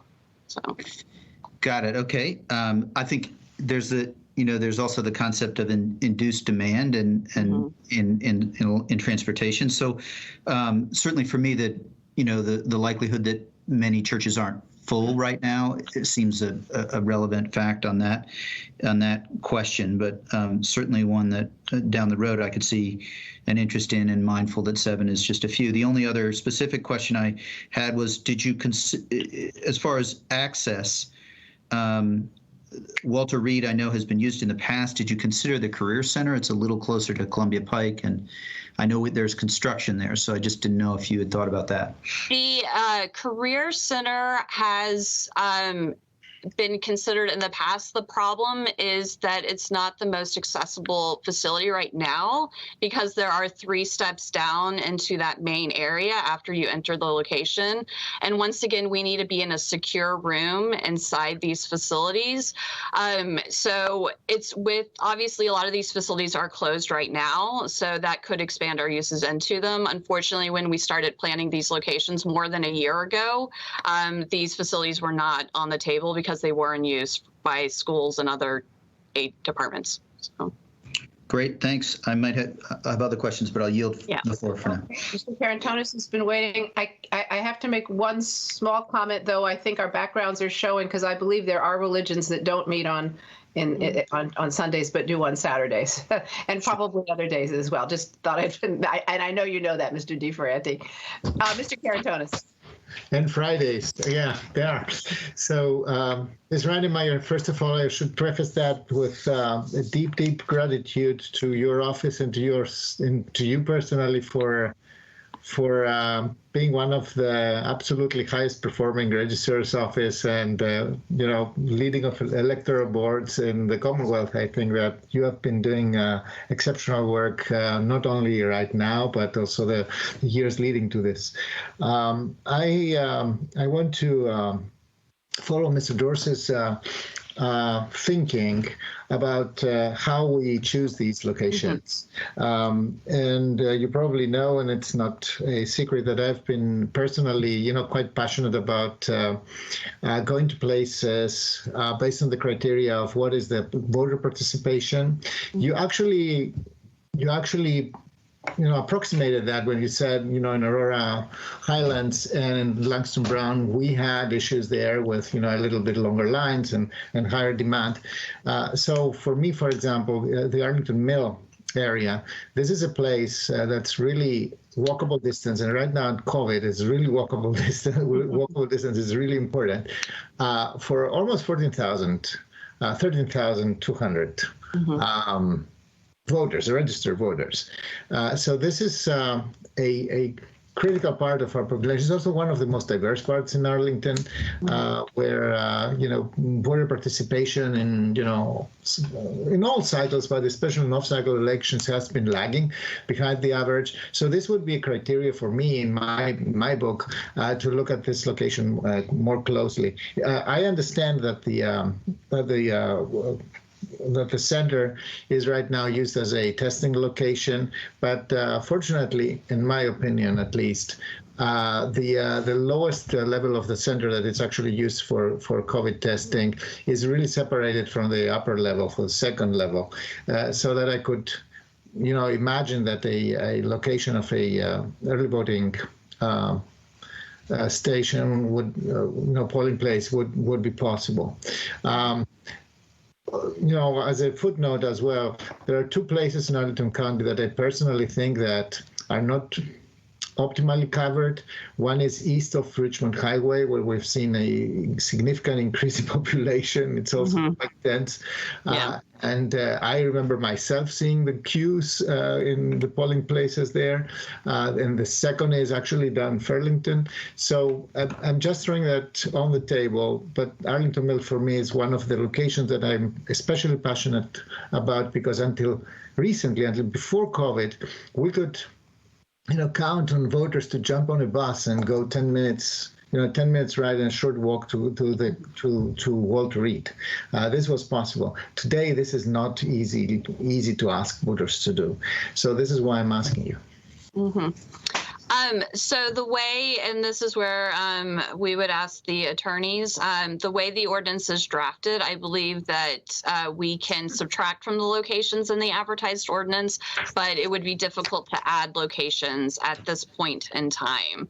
In terms of Arlington Mill specifically, it was evaluated as a site after it was recently constructed in 2016. And we were unable, it's extremely important that these early voting locations be in a ground floor location. It's one of the reasons, even in this building, we move from the third floor to the first floor when we get busy, because the line just becomes unmanageable when you have an elevator. And so we would need to be in a ground floor location in the Arlington Mill facility. And I honestly have not been there in several months, but I do not believe there's a secure room in the ground floor location that is available to us. It was discussed, but with the COVID testing there, it just was not possible to accommodate it for this election. Okay. Just saying that the second floor is also ground floor there from Dinwiddie Street. Yeah. It also has two entrances, one main entrance, which may be sometimes conflicting with the COVID testing side, but there's also side entrance that's close to the alley that separates the building to the Arlington Mill apartments next to it. They are both ADA compliant, and there is a youth and teen entertainment room that in my amateur eyes would qualify as a secure room. Yeah. So I just encourage you to look at this again. And I understand the legal problem right now to add an additional location, but if it's possible, I would greatly advocate for that, even if it was as a drop-off site, as a drop site, or as a last week site. That would be very, very appreciated. All right. Thank you. I may have had one more question, but Ms. Crystal, go ahead. You're muted. You're muted. I was unmuted and then I muted myself. All right. Thank you so much for the presentation and for the hard work that's gone into finding these sites that are appropriate. And, I think what's really exciting about this opportunity and this vote that we're about to take is that it's all about expanding the ability of Arlingtonians to vote. I had originally had a question about the Dropbox locations and how we're preparing for that should it become the law of the Commonwealth, and really appreciated the comments that you made about that. Looking forward to that voter guide, because I think the message that's really going to carry to the people of Arlington is that voting is easy, is convenient. You have a number of options that are safe and reliable. So I just wanted to kind of make a note, I suppose, for the record while we're having this conversation. I was so heartened by what Ms. Roundemeyer noted about these take time, right? The locations that we have, the sites we have are set over, as long as a decade, and they will evolve. It strikes me that the location or the criterion that I would most want is actually the one that we least want during COVID, which is to say a place where a bunch of people are going already. And so I'd love to see Arlington Mill be that site in the future. But when I think now not only about the COVID testing, but about Project Family that's continuing there, or about Aspire, which we hope is going to be part of the solution for a lot of families who don't have options for daytime childcare for their kids with schools closed. that's a crowded site, right, to bring a lot more people in. I hope, this time, by this time election year 2021, that site is not only a lively hub, but a safe hub for people to be in contact with one another and to have the opportunity to vote. I love Ms. Johnson's suggestion, too, about a location in Green Valley, the opportunity to pursue a Drew Elementary School or similar for early voting, too. So I think we have a lot of opportunities ahead to think afresh about this. And again, just to note that I hope we will get to a point where the places that are, have the most people or the biggest hubs of community life are not the least desirable places because of the difficulties of social distancing, but the most desirable because it makes voting even more convenient and easy and safe for Arlingtonians. Great, thank you. Mr. DeFranti, did you have another question? Mr. Dorsey, next. Actually, I don't see his hand, though. Mr. Dorsey, did you have a question? There the hands are. All right. Sorry, Mike. Who knows what's going on? Christian. So, yeah, thank you, Madam Chair. Yeah, I'd just like to say Ms. Reinemeyer, you explained very well. Colleagues, I think we're really going to have to tackle this issue big time because as much as Arlington Mill meets geographically and in terms of people who attend the facility, a great sweet spot, the real issue here is what Ms. Reinemeyer outlined. We need to be able to essentially displace something from that bustling place for a period of time because the location for voting needs to be exclusively for that for a period of time so that it can be a secure process, which we all endeavor. So we've really got a kind of conundrum when we think about community facilities that are in great locations that are not heavily used because they don't really exist. Ones that are in great locations are heavily used, and that presents a problem unless we overbuild capacity or find some way of displacing something else that is, serving a vital constituency. So I don't want to understate, how difficult this task will be. So I think we just need to prioritize working with the registrar to kind of figure this out in future years because she has needs. And we have priorities, and I think it's not going to be easy to mold the two, but we have to work at it. With that said, I had one other comment. Just, Ms. Reinemeyer, I just want to say as someone who, my first involvement as a sort of county employee came under the auspices of your department. As a poll worker, as an election worker, and I can just say that Arlingtonians should have incredible confidence that this election will be handled not only professionally, competently, without any room for fraud. The processes and procedures that you have in place and the diligence with which. Mr. Dorsey, you just froze, I think. Your department has noted the envy of many registrar's offices in the Commonwealth, but really our community should be comforted in knowing that their votes will be secure. And I am thrilled that we have so many more opportunities for people to vote. And even if all the locations aren't in the right place, when you add in that people can essentially do mail-in voting through the absentee mechanism, we are making it possible for everyone to participate. And now it's up to people who want folks to vote to do their advocacy to make sure that they do. Thank you. Thank you. Mr. DeFranti. Thank you, Madam Chair. So I just want to echo, we've had a phenomenal registrar's office for years, and Ms. Reinemeyer, you're continuing that. Thank you. I wouldn't want to be in your shoes to follow an outstanding registrar and then try and meet that standard. But a big thank you. I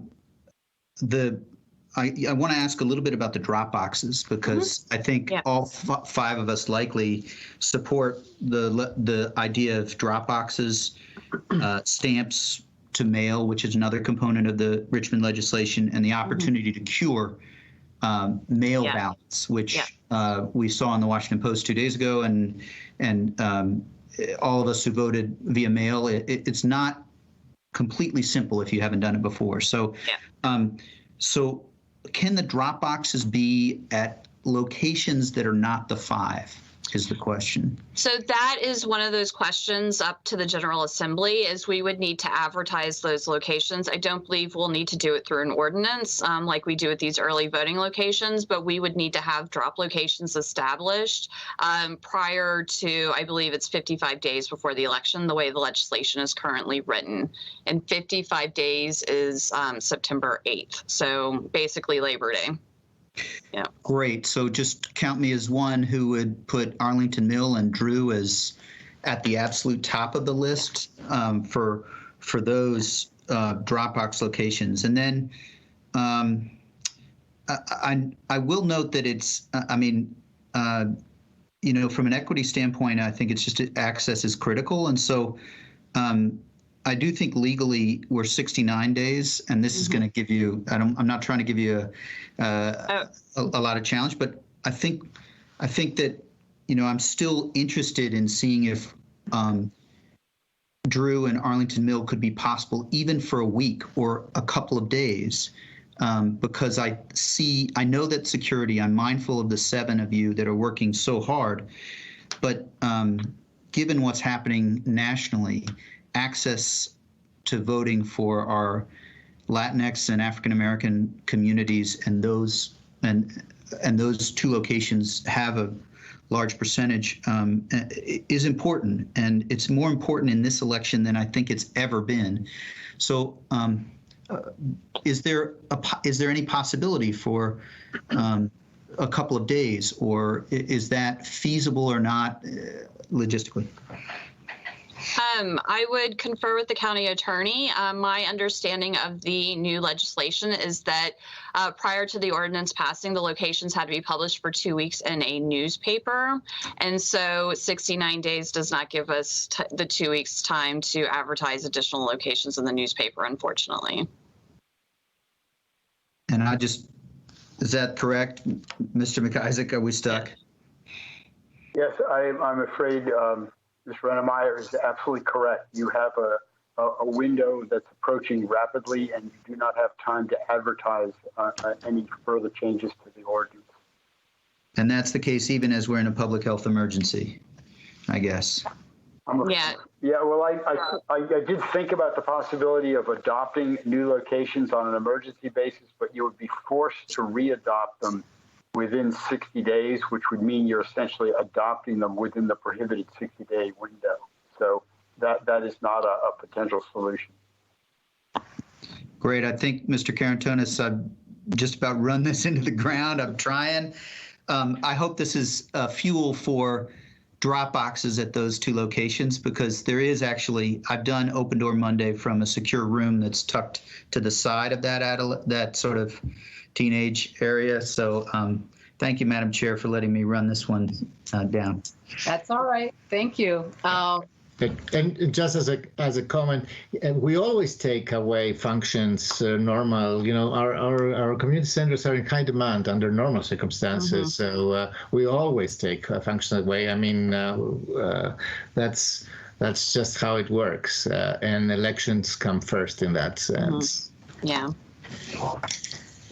I had I think if my colleagues are done, I had a question, Ms. Reinemeyer, on the, I guess you call it curing the ballot. So yes, during the special, you and I corresponded a little bit, and there were apparently a lot of people who made errors and didn't get to vote because they did. Could you talk about that and what kind of backstops we have to try to help people out? Because it's a lot more confusing to do it this way.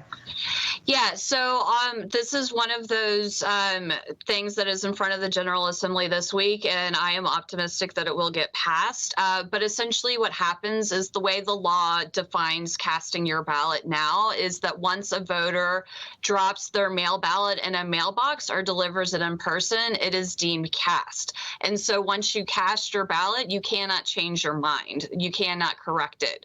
So what we saw in the special election, especially because of the confusion about the primary, you did not need a witness signature, but for the special election, you did need a witness signature, is we did end up rejecting about 1% of our ballots on election day because they did not complete the envelope adequately. And a majority of that was because they lacked a witness signature. So a lot has happened in the last 5 days, as Joan would be happy to report. The witness requirement requirement is no longer in place for this November's election as of last Friday, and that's as a result of a legal challenge brought by the League of Women Voters.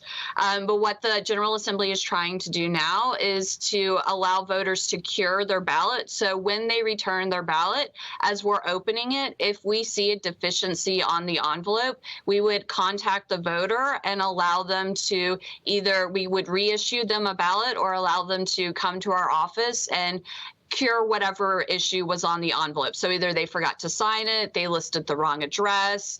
Those are the main reasons that we would not accept somebody's ballot. So does that make sense? And, oh, absolutely. And you'll put that, will that kind of information be in the voter guide? Are you able to get that? Absolutely. Yeah, absolutely. And as well as we are redesigning, the State Board of Elections recently approved a redesign of the envelopes. So we're hoping the redesign will make it a little bit clearer about what voters should fill out in their statement of voter, so that we will see lower rejection rates just because of a better redesign. That's great. Thank you. Well, I won't take the time to echo all of the praise and plaudits. My heavens, what a year. But I will ask you, Ms. Reinemeyer, when did you begin as our general registrar? How long have you been doing this? Yes, I started July 1st, 2019. So I have just a year underneath my belt. So. You picked quite a time. I did, yes. So. Yes, absolutely did, yep.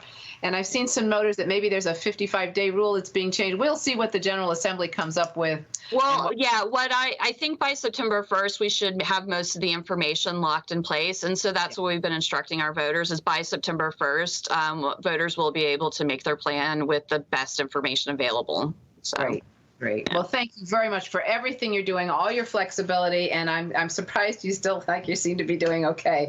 I cannot imagine trying to take on this task. Thank you. This is just absolutely crazy. Thank you. Anything else comments before I think we're ready to vote, colleagues? All right. All in favor of the motion before us, please say aye. Ms. Crystal. Yeah, you're muted, but I saw you say aye.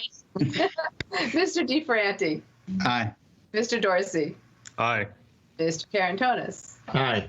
Ms. Garvey. Aye. Motion passes 5-0. Thank you so much, Ms. Reinemeyer, and everybody, all the work that's gone into this. We are a few more days, a few more months to go. We are getting close.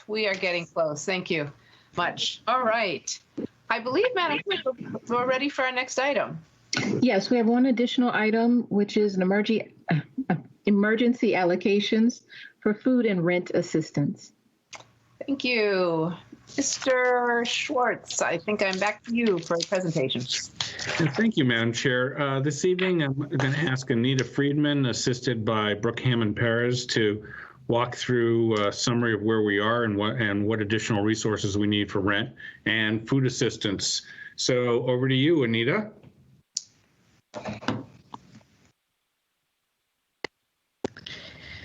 Thank you, Mr. Schwartz. Thank you, members of the County Board. I'm back with my colleague, Brooke Hammond-Perez, as promised, to update you on the current situation of food assistance and needs for eviction prevention funding for the community. I'm going to pull up some slides as I talk. Let's see, hopefully this will work. There we go. No. Yeah. Well, is there something up? Yeah, except it's your applications and links. That's not the right one.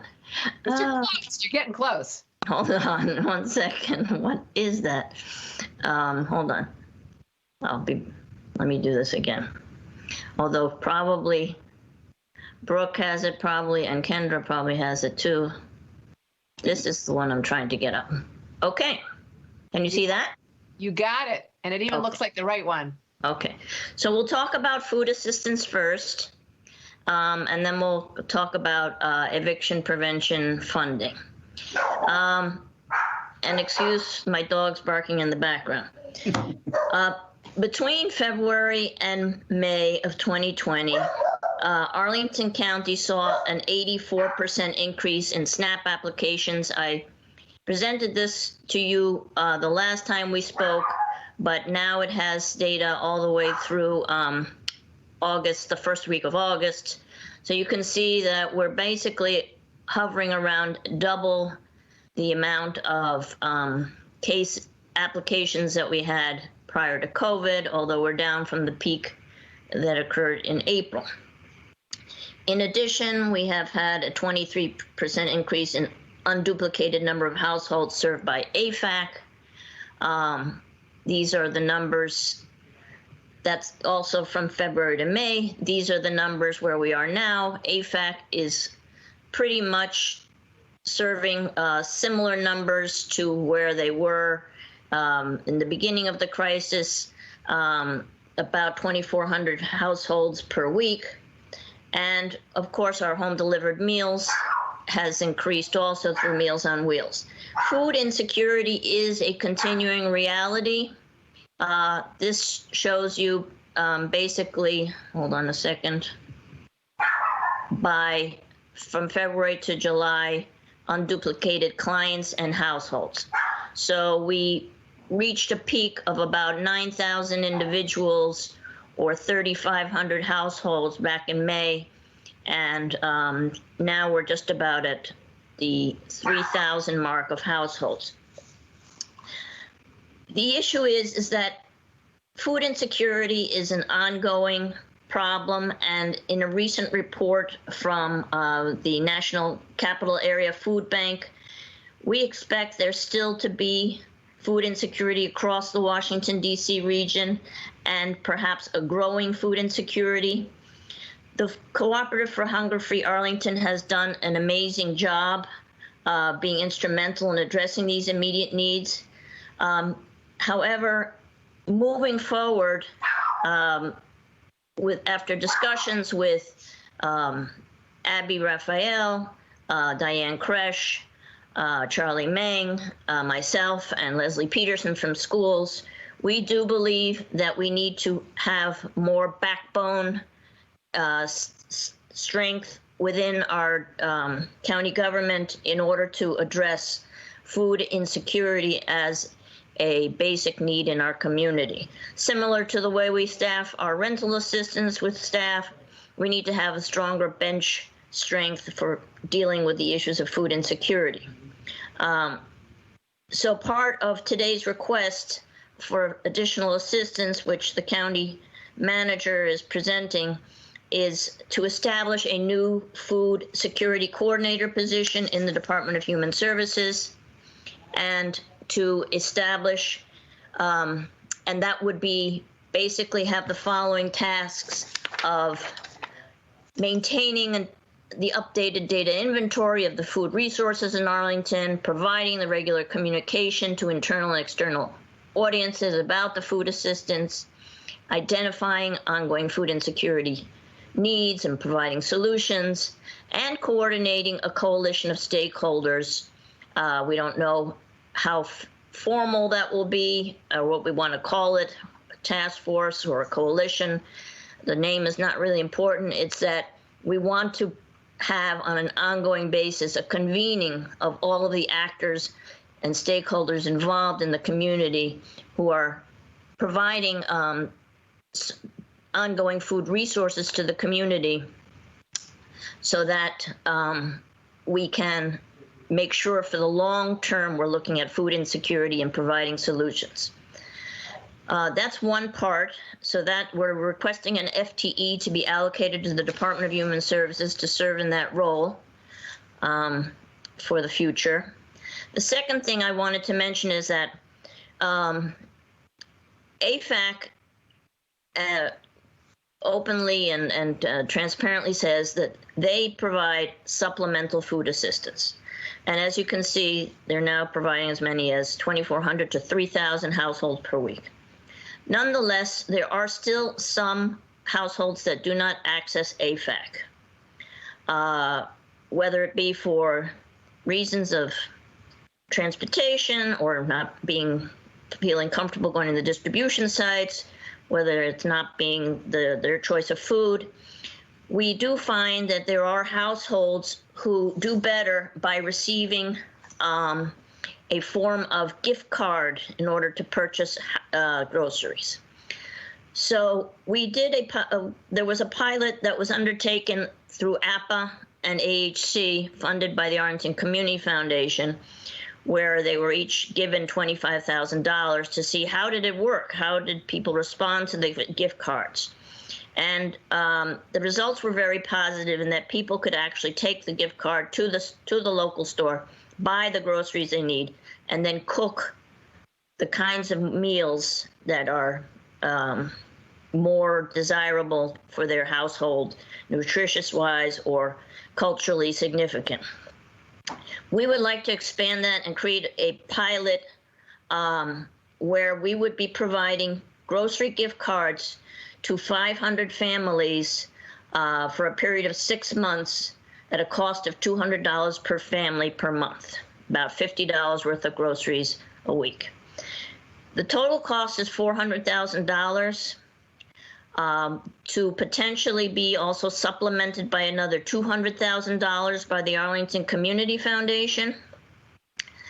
And this would be distributed through a coordinated group of nonprofits who call themselves LINK, but actually who they are 4 key community healthcare providers: the Arlington Free Clinic, the Arlington Pediatric Center, the Virginia Hospital Center Outpatient Clinic, and our own Department of Human Services Maternal and Child Health Clinic. Now, how did these 4 end up being together? Well, they've always worked together on community health. However, as part of an outgrowth of our Destination 2027 work, Dr. Varghese worked with these providers and applied for funding to the Northern Virginia Health Foundation to start looking at the correlation of social determinants of health with the patients that came to the clinics, to see what kinds of ongoing social issues these families are facing. And they have continued collecting data that indicates that a significant portion of their clients who come for health reasons also are still experiencing food insecurity. So they, through the lead of Arlington Free Clinic, approached our department to be the implementer of a grocery gift card program, specifically to the clients who are already accessing the services of the healthcare providers. So the joint food assistance action request for the county board is to authorize 1 FTE for the Department of Human Services to be the food coordinator for the county. And the second is to authorize the $400,000 out of, and Mr. Schwartz can correct me, a combination of coronavirus relief funds and the county manager's contingency budget to fund the gift card program for a total of $482,000. Mr. Schwartz, should I continue, or is there any? Well, you shouldn't continue asking for money, but if you have anything else you want to present. How could? I mean, I wanted to know if I should stop for any kind of discussion. No, yeah. So I go into the. Great time for questions. Okay. Yeah. No, I think that's fine. Let me see if colleagues have got some questions. I'm going to pop out of the box real quick with one, and then we'll get started. On AFAC, the issue is I understand it, AFAC, while they are wonderful and that they're meant to be supplementary. They don't provide all of the food, right? That's correct. Yeah, and that's got to be an issue for some of our families now. Thank you. All right. Let's see. I think Mr. DeFranti, I think this gives me the order in which the hands went up. I think Mr. DeFranti, you are first. You have a question for staff, and I think Sure. we've got more of a presentation. Is that correct? Because you asked to pause. Sure. It sounds like a motion would be in order, and then we could do discussion if that's the chair's preference. Yeah, I'm going to try and check. Ms. Friedman, I think you're not quite through your presentation yet. Is that correct? Okay. Well, I have a second part that's eviction prevention. Would you like me to finish that first before you all discuss, or you want to just discuss food and then move on to eviction prevention? Why I do have a question specifically about the food assistance. Okay. Yeah, go ahead. No, We'll take food. We'll take food first. I'll come back to you for a motion, but I think we'll get through the whole presentation first. Ms. Crystal. Great, thanks so much, Madam Chair. Ms. Freeman, thank you very much for the presentation. I think this really resonates with a lot of us who are maybe involved with nonprofits, right, and see this opportunity for people to be able to select their own food is particularly empowering, especially at such a stressful time. The question I have is, you described, for example, some of the tensions in people seeking services because they're concerned, especially after the public charge rule, or otherwise kind of being accountable, right, for having access services. And yet, on the other hand, with CARES relief money, we have to be able to provide documentation. Yeah. So can you talk a little bit about how that tension is playing out here, since this is a mix of funds? Are we going to be able to give these to folks without having to formally take down their information and household data?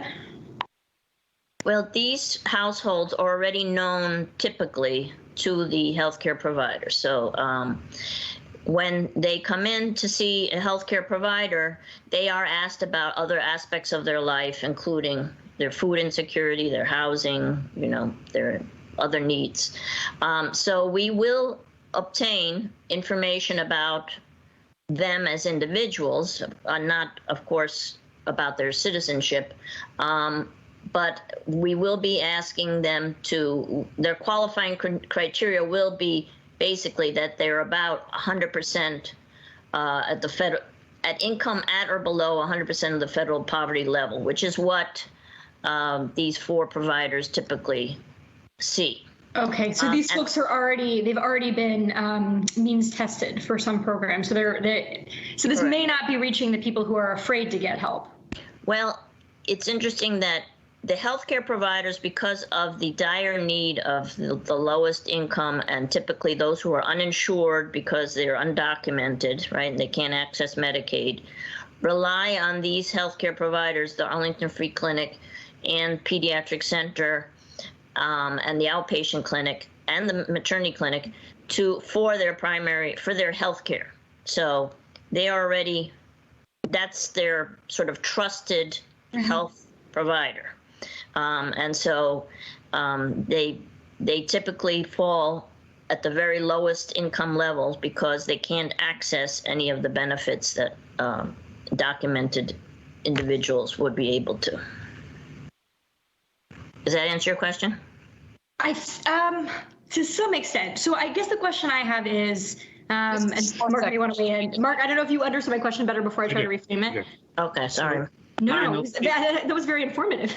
I think the way Anita phrased it was intentional. We're saying that the money will be drawn from either the CARES Act or the county manager's contingent or the coronavirus relief funds. Let me give you an example, which is that under the CARES Act, if one of the recipients of the gift card went and purchased something that was questioned, let me say I'm see if I can come up with an example. Let's say they went to a grocery store, not that they would do this, but purchase a magazine, for example, then we could run into a passel of trouble with the auditors on that. So, and that's not necessarily our goal. So we want to provide the flexibility. That's why the money may end up getting switched out. And so for right now, you should feel comfortable that nobody will go without because of that. But we're going to need to work through each of them on potentially a case-by-case basis. Okay, that's really helpful. And so the blending of funds then empowers us to say to these healthcare provider partners, please tell your patients they need not end up, afoul of public charge rules. That information doesn't have to be collected and shared because there's also local money. Correct. Really helpful. Thank you. Yeah, and I think Mr. McIsaac is making sure we craft the motion to make that work. Thank you. Let's see, Mr. Karantonis. Thank you, Ms. Friedman. I appreciate all the effort that you're putting in this, your department and everybody else. So I have just a practical question. I'm very encouraged to support the debit or value card approach for families. I really expect this to be a very good experiment and show that this is the right way to deal with this problem. I just want to make sure that, do we distinguish between a household with, let's say, 2 kids or 4 kids, or how do we account for the size of a household? Well, all the income levels vary based on household size. So the federal poverty levels are, I think the basic is for one individual is 12,000 and some change, but for a family of 4 is 26,200. So it increases as the family size increases. But we could have 2 eligible households, one with 2 kids, one with no kids. Would they get the same $50 card per week? Well, it's right now we're looking at sort of, I think, tracking it at a family household of about 4 to receive the $50 per week, or $200 per month, family of 4. Now, whether or not we would then divide it by 2 to be $25 for a family of 2, I don't have that specificity, but I can get back to you. But there comes a time when there's like a diminishing return. That's part of the problem with the SNAP benefits, is that you put in the same amount and you get less and less because you're only one individual. So we want to make it fair to the size of the household, but significant enough that it makes an impact on the household's needs. I perfectly understand. I was more worried about larger households. So the larger, yeah. We may have to accommodate for that. I don't have that specificity, but I can, as we develop the specific protocols, we can definitely take that into consideration. Yeah, one of the things that I most like about this approach is that this is in the hands of people who are healthcare providers who deal with these clients every day. They know them very well. They also can measure the outcomes in a more accurate and better and closer way. So there are a lot of improvements here. And I also see in this approach the exit strategy from the little bit spotty system that we have today of distribution in various sites that with fall weather, etc., will begin to be less feasible as we go. Thank you. Yeah, thank you. Yeah, I think part of it too is we've had incredible volunteer efforts stepping up, but I don't think it's sustainable. And I think this is great. They've gotten us over this. We're heading into the chronic phase and need to make sure this is sustainable. So I think it's great. Yeah. Mr. DeFranti and then Mr. Dorsey.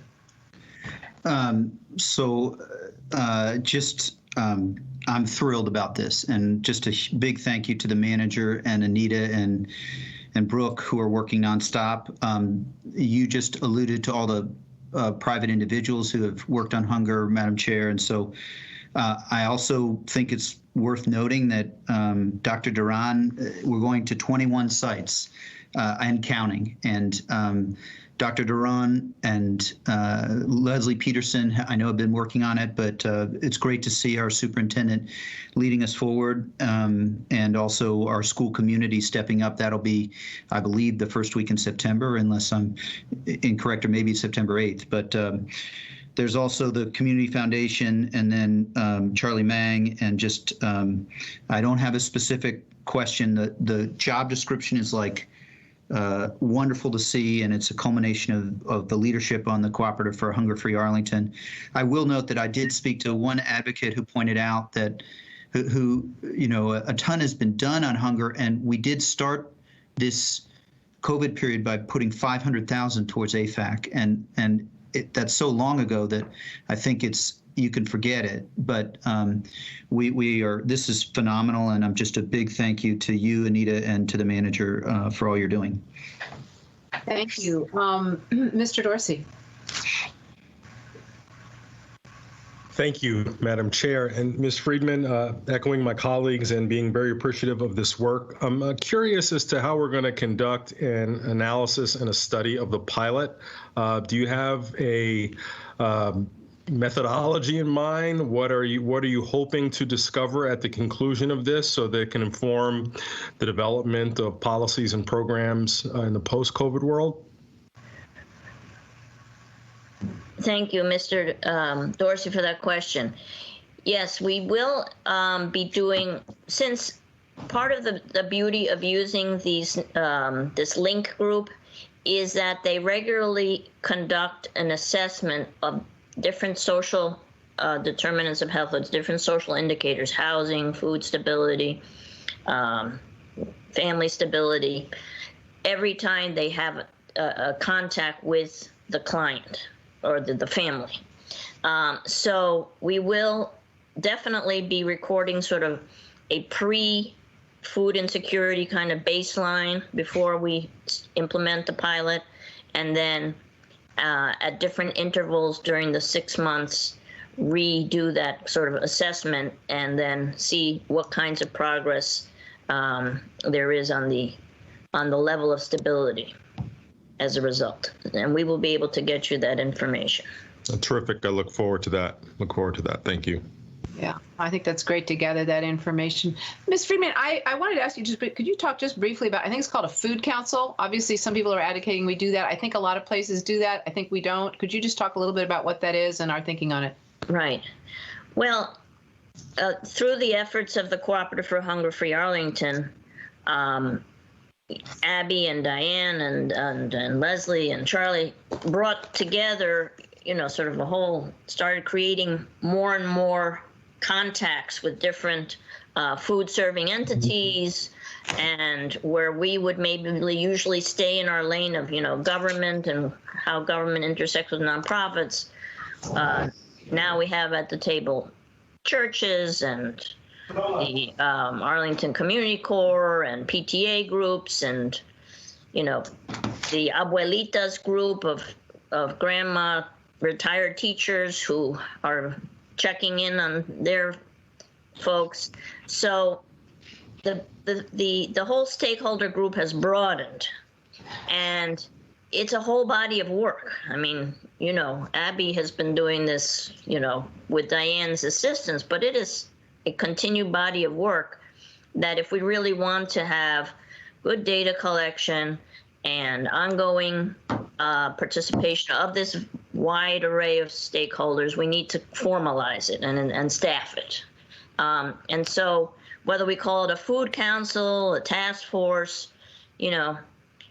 maybe something like a Project Peace or our consortium of Continuum of Care for Homeless, the way we usually bring together stakeholders through working groups, it will look probably something like that. And depending, I've looked into places like what Montgomery County has and what Fairfax County has, and it depends how widely we want to grow, because sometimes in those different counties, they merge in other efforts like urban agriculture or childhood obesity. So I'm trying to start sort of small, but I could see how if it, stabilizes, there may be definitely overlap with other kinds of initiatives in the county. Great, thank you. No, that's helpful, and this is a start, and we need to do it. And as I say, we're innovating all the time. Right. Thank you. All right, are we ready to move from hunger to eviction, colleagues? I think, and then we'll have a motion once we get the presentation complete. Is that all right? Okay, here we go. I'm back to my slides. Yep. Can you see them? Yes, we can. Okay, so here we go to eviction prevention. Oh, here was the AFAC, race and ethnicity. It's just remarkable how much of the Latinx community is really food insecure. You can see that yellow line there. Yeah. That's compared to even blacks and whites, how high of a need there is. Okay. Oh, did I go too far? Sorry. Hold on a minute. Going back up. Going back up. Oh. Okay, so let me tell you about where we are with eviction prevention. We have spent some significant money, as you all know. The need is ongoing and pretty serious. And even with the stay of evictions through, now it's April, is it? What's our next date? That the governor, I can't even remember what the date is for. Matt, you can help me out. You mean to end the eviction? It's September 7th, but the governor's proposed, I think, through the end of April. Through the end of April, yeah. Not there yet. Not there yet. Okay, well, hopefully that's coming. So in FY 2020, because we've completed our fiscal year accounting, we spent basically $2.7 million in eviction assistance. And that was a combination of local, state, and CARES allocations. And they were distributed through DHS and Thrive. We provided assistance to 1,555 unduplicated clients. And an average payment was $1,001. Okay, this is through the end of June. The demographics, which I'll show you, 45% were Black, 37% white, 40% Hispanic, increase of 17% from pre-COVID. So we spent a significant amount of money, and we were lucky to access those COVID the CARES Act dollars. And you can see here, this only goes through June, and it shows that May was, I'm sorry, this is not incomplete, that May was higher. But actually, July became our highest month, which is not on here. And we spent $776,000 in 1 month, okay?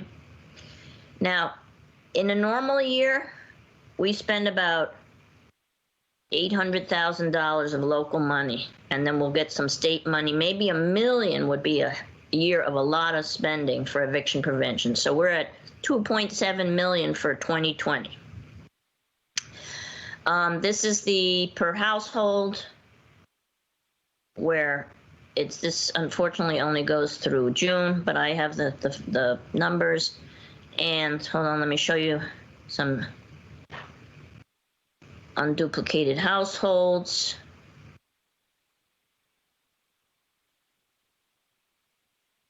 Served by eviction prevention. Hold on a second. Okay, households, the demographics, the households requesting eviction prevention, largely 40 to 49, so like middle-aged customers, and then next 30 to 39-year-olds is the orange bar. That's our demographic for age, and for zip codes, to no surprise, the yellow is 22204. The next largest is 22203, that's the gray. And then gender, a lot of female-headed households, many, that's the blue compared to the male-headed households. And race, the orange represents Black and the gray represents white. Over here you can see. And then Hispanics, hold on a second, is the blue, and the non-Hispanic is the orange. Okay, so let me take this off a minute so I can talk to you and see you. Okay, and my friend Brooke Hammond Perez, my colleague, is right there, so she'll be able to chime in. But basically, when you average out the key months of spending from during the coronavirus, we have spent approximately $0.55 million, or $550,000 per month on average between April and July. Okay. When we consider how much money we have budgeted for FY 2021, and we subtract where we are now with our spending, in July we spent $776,000, we estimate that to get us through from August to December, which is 5 months, we will need an additional $1.125 million if we continue to spend the average of $550,000 per month. The county manager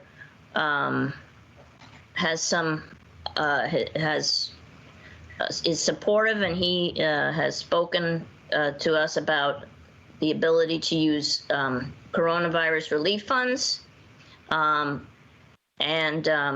We are pretty much in need of replenishing those funds as soon as possible so that we can continue to prevent people from obtaining significant arrears.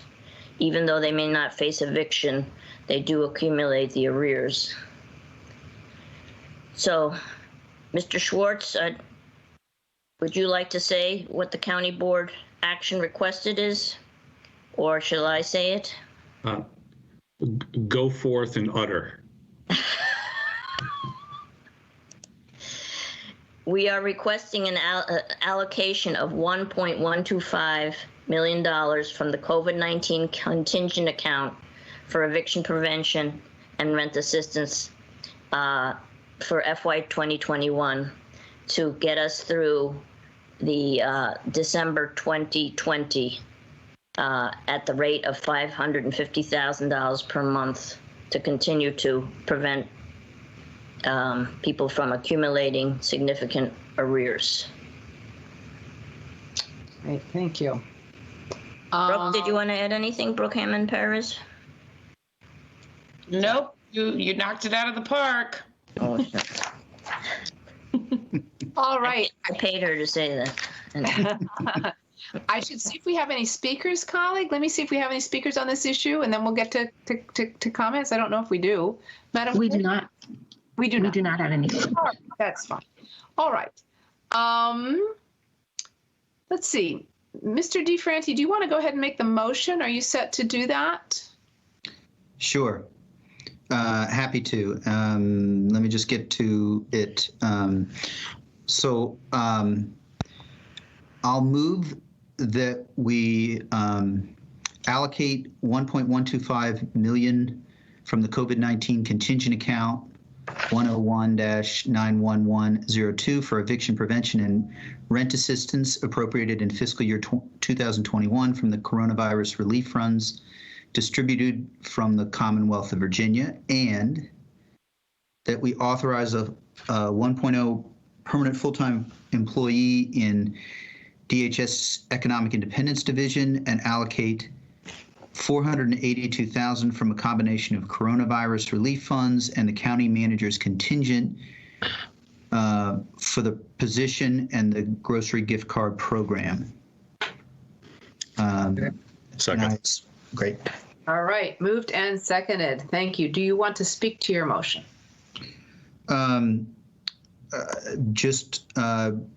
Appreciate not only Ms. Friedman, but also Ms. Hammond-Perez, all that you've been doing.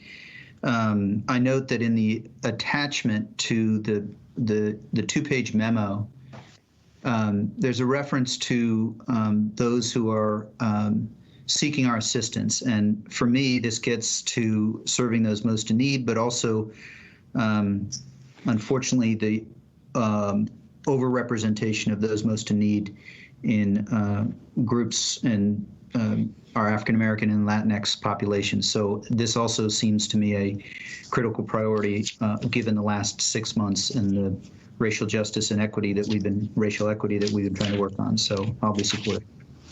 Thank you. Mr. Karantonis.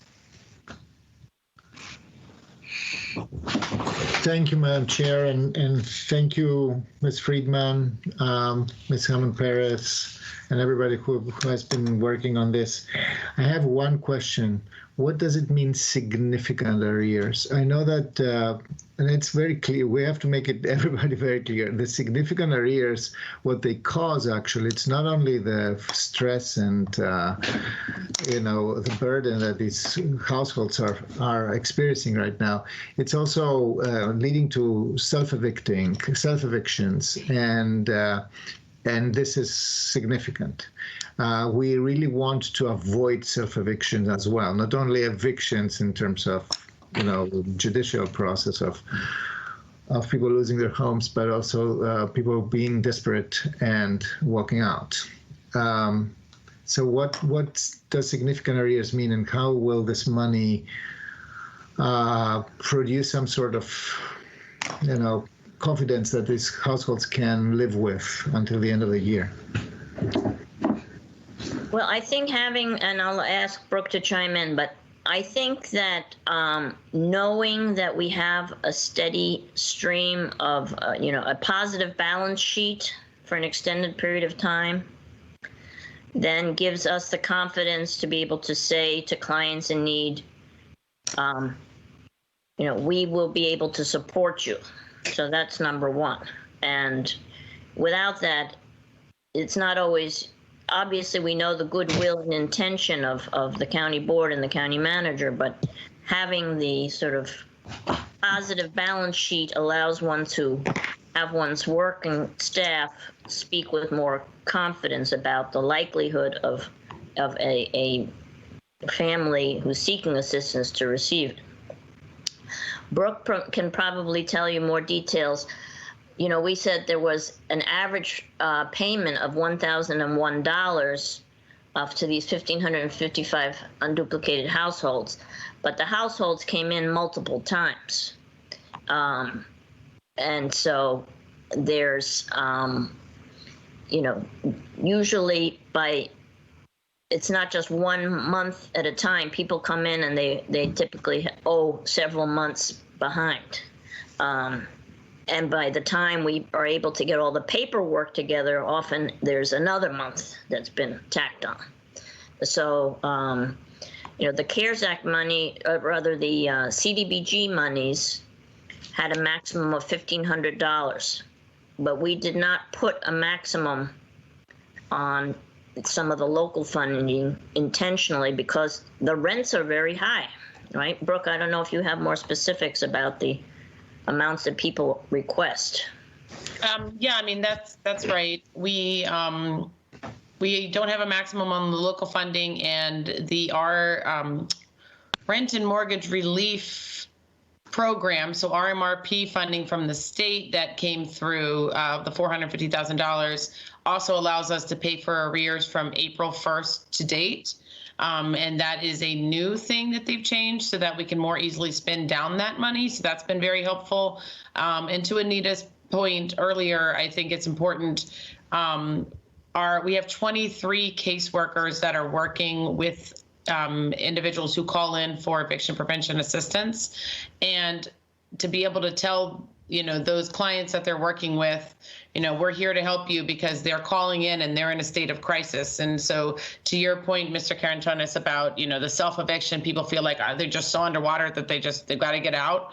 If we can reassure them that, we're here to help and we can help pay the arrears and the debt that's been accumulating, then I think that goes a long way. You've shown us the statistic. One striking part of this is the women-led households. Yeah. So that tells me single, mothers. Right. This is really strong. And I know probably, or I can imagine, that they are also the most reluctant to come for help because they, for all the conditions that are surrounding these cases. So that means also that we have the burden to reach out to these households the best way we possibly can, not only to wait at the counter with a positive balance behind us to see what we can do.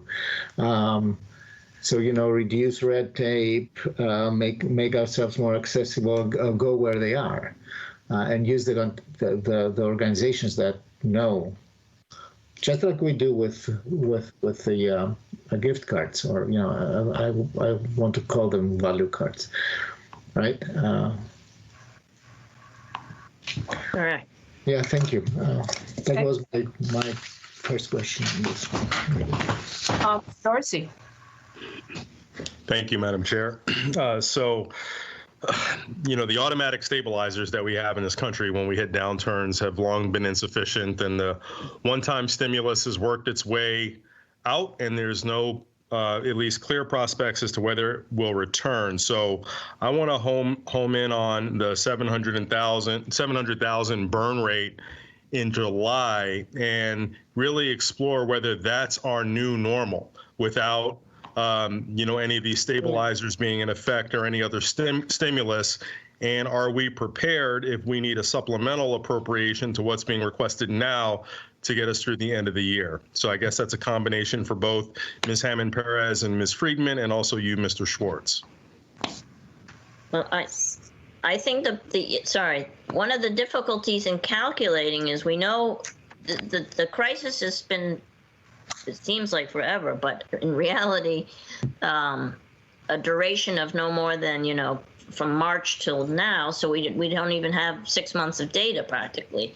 When we project for you folks the housing grants, we have years and years of data and reliable data about what the normal application and household income is. But this is basically, we can tell you what the lowest month was, the average, and the highest, but we won't know until next month or the next month after that how the trend is really going, And yes, sorry, Anita. And one other thing I'd add is we are tracking the payment data weekly. So, and I'm working closely with Andrew Schneider from Arlington Thrive, so that we are looking at our burn rate in as much real time as possible, given that we're swamped with the influx of requests. So that I think if we get to the point where we come into October, November, and it's looking like we're not going to make it through December 2020 based on the $550,000 projection in this request, then we can hopefully get ahead of the curve as much as possible and request additional funds at that point in time, rather than wait until we've got $5 in the bank account and then request it, if that makes sense. No, it does. And to the extent that can be, I love that you're flagging that as you are, because this is likely going to indicate broader issues which may impact our food delivery, our food security program, et cetera. Sorry, Mr. Schwartz. Yeah. I was going to say that, and you brought up a good point, Mr. Dorsey. We'll come to the board in September with a really full summary of our financial situation. But as you know, as we've been having conversations, for example, with Arlington Public Schools, we have about $41.3 million in total CARES Act funding from the state. We've set aside about $7 million for schools. We've already spent, I know you're familiar with the examples, but we've earmarked $500,000 for schools for internet essentials. With this money, we have added beyond the original allocation we made in Thrive funds. We do have enough money, and we prioritize the basics, which are, housing and food. We do have enough money to come back and allocate additional funds for the rest of the year. We have to spend that CARES Act money by December 30th. I'm pretty confident we'll be able to. And let's not also forget that we do have this $10 million contingent we've set aside. I fear that some of that may have to go to deal with revenue shortfalls. Sure, but sure. I don't want everybody to think that somehow, therefore, that everything's A-OK and that the Congress can continue to shirk its responsibility, and they shouldn't. But we will be back to you if the spend rate. I actually anticipate the spend rate in this area and all the other areas will go up considerably, given that, as you said, the safety net has been pulled away. But I feel confident that we'll be able to meet those needs at least through the end of the year. Thank you. Thank you. And I'm going to take Chair's prerogative and follow up just a little bit. I think this is for you, Mr. Schwartz. As we're talking here, we talk about burn rate and going through these amounts of money and focusing on the renters. But I believe I didn't have I had a certain amount of economics. This kind of keeps everything moving. If people are in houses and they've got money to buy groceries, they buy them at the stores, and that keeps the stores going. And in fact, not paying the rent, they own buildings, they've got to, pay to keep the heat on and the air conditioning on and the clean. I mean, there's a whole economic, so that part of what we're doing is propping up. And I wonder if there's a way of putting a a number or quantifying it at some point, like in September, something pointing out to people, it isn't that we're just giving away money or burning it and it's going away. It's actually keeping, I believe, our local economy kind of cooking. Is that, I see some head nods.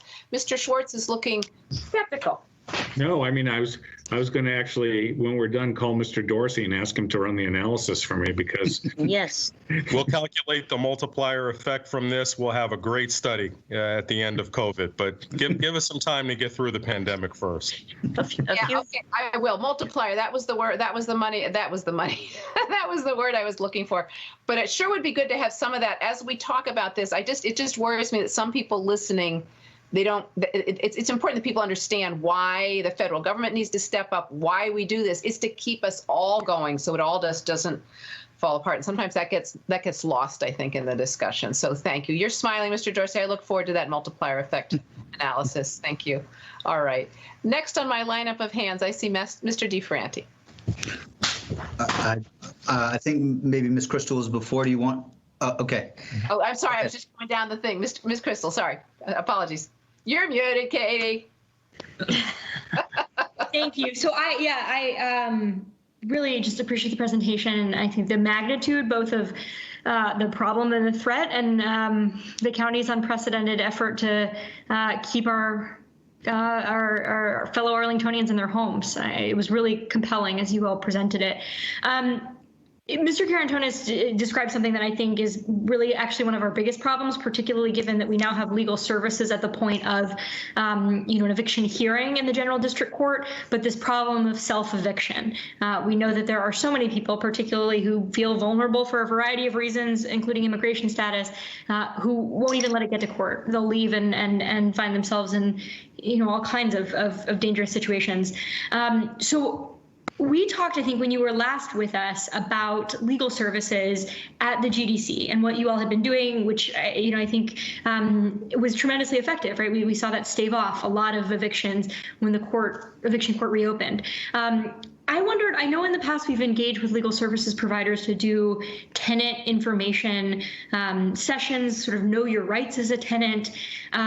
Is that continuing in a virtual manner? How are we working with community-based providers? How are we getting the word out to folks so they know that they don't have to leave just because their landlord threatens? I wanted to say that Department of Human Services is working together right now with CPHD, with Claude Williamson and Ann Venezia, and Brooke and I have been in discussion about presenting to the board, through the county manager, of course, a more comprehensive eviction prevention strategy. So we are working on a document for you that will include also perhaps adding resources from Legal Services in Northern Virginia, and perhaps the Legal Aid Justice Center. Because as it turns out, which I wasn't aware, Legal Services Northern Virginia does not represent undocumented clients, which was something that Brooke found out that we didn't know. But the outreach that we do is through typically to the residents through our regular networks of nonprofits, school social workers. Legal Services Northern Virginia does have some outreach capacity, but I don't think it's extensive. And other kinds of community advocates. So we don't really have, I think, sort of an outreach team dedicated to educating the tenants, except we work with Tenant Landlord Commission, and there's a lot of outreach that they do. I would have to defer to maybe someone else who knows more about CPHD's outreach to tenants. But I don't know, Brooke, do you want to add to that? No, just that I do know that the Legal Aid Justice Center does do outreach and advocacy on these issues. Know Your Rights sessions. I believe they're still going on virtually. And to Anita's point, it's not just the undocumented residents that Legal Services of Northern Virginia is unfortunately not able to represent due to conflict of interest funding issues, but it's also the underdocumented residents, so individuals that are TPS holders as well as DACA recipients. So we're looking at some proposals, Anita and I, to possibly provide legal representation as well as the advocacy and outreach through both of these organizations, perhaps. Thank you. I'm really glad that's something that's top of mind for you all. And I think maybe what's heartening here is that we do have partners, some that we even fund, right, to do that type of education for the undocumented, the underdocumented, the mixed status, right, whether it's Legal Aid Justice Center or Just Neighbors or others. So I'm hopeful that there will be partners who can do that same very effective work that they do educating people about their documentation rights with their housing rights as well. So I'm really pleased to hear you all are already focused on it, and we'll look forward to more updates. Thank you. All right. I'm not sure on the order of hands now. I think it's Mr. DeFranti and then Mr. Carantonis. Does that work? Okay. Thank you, Madam Chair. So by virtue of going last, the questions I have been ticked off by each of the colleagues, and really appreciate the estimates on the long term in your mind, the big debts, building those up and trying to address them. I wanted to ask first to thank you, because in individual cases, your team at DHS has really, you're helping working so hard to help individual families, and I'm just grateful as I send them along your relentless work. I really appreciate a question on. I'm glad to hear about the governor's money being more flexible. I have heard a little bit about paperwork, and I want to see the amount of paperwork, and I want to see if you have thoughts. Certainly, what you just shared about helping the under and undocumented was very helpful. But is there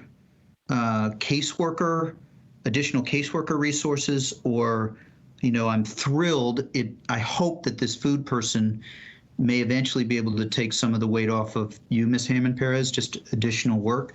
But is there either caseworker additional beyond the 23 that we built up to, or like a staff person that might be able to, that would help? Is there any need there as we try to help address paperwork and all the work you're doing? And Brooke, what you could tell, the before number and the 23 is now the after number. So right, the before number was I can't do math. 16.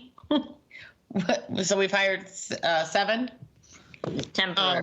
And they speak Mongolian, Spanish, and Amharic. So we're trying our best to also, hire caseworkers that speak the languages of the populations that are calling in.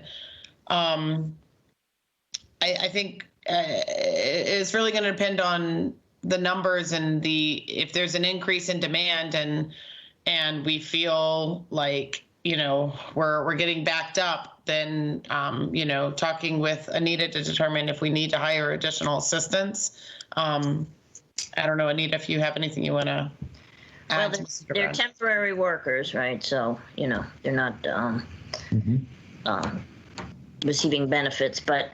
And we also helped Thrive with some. They have now 3 social workers, I think, where they used to have, I think, one admin assistant who handed out checks. Now they have 3 people fielding phone calls. So we'll have to see, if it increases, we may have to add more temporary caseworkers. We also redeployed within our own department our community outreach workers and employment services specialists to answer phones. So great. Any thoughts on that? That's super helpful. I'm mindful that asking for additional budget, we have to assess, and the manager will have thoughts, but I just am mindful of how much I feel is on both your plates. Any thoughts on the paperwork piece of things? Bugatti has helped some. I think the Thrive folks have helped some. I know your folks are working flat out. Any thoughts there? Yes. So Heather Venner, who is the Community Assistance Bureau Chief, has been working with certain nonprofit providers like Bugatti APA, AHC, to kind of train them on these are the documents, these are the paperwork that is required for all the different funding sources. And to be quite honest, it's a lot because depending on the funding source, like the CARES Act funding requires a lot of paperwork. The local funding, we have pared down the paperwork as much as possible so that we're really only asking for the bare bones necessities to prove that the need is there. Our MRP funding has its own set of paperwork. And so it's really trying to kind of parse out what's the funding that's available and what paperwork is going to be required. And our caseworkers have been very careful to make sure that if it's an undocumented or an underdocumented resident, that if possible, we're going to try to use the local funds so that we're not scaring them away with all of the paperwork. Although none of the different funding sources that I've referred to pose a public charge for those individuals, there's the fear factor still. And so we've been training some of the nonprofit providers to help so that when they're working with their clients, they're helping them fill out the documents and get it back to us in a more efficient manner. Great. Well, I think you guys are working flat out. I know.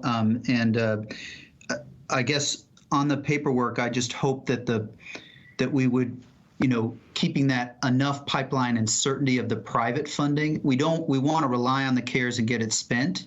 But if our funding is less paperwork, we just don't want people to self-evict because they're dying and I think that. I just wanted to sort of make that point. Thanks. Mr. Karantonis. Just a technical question.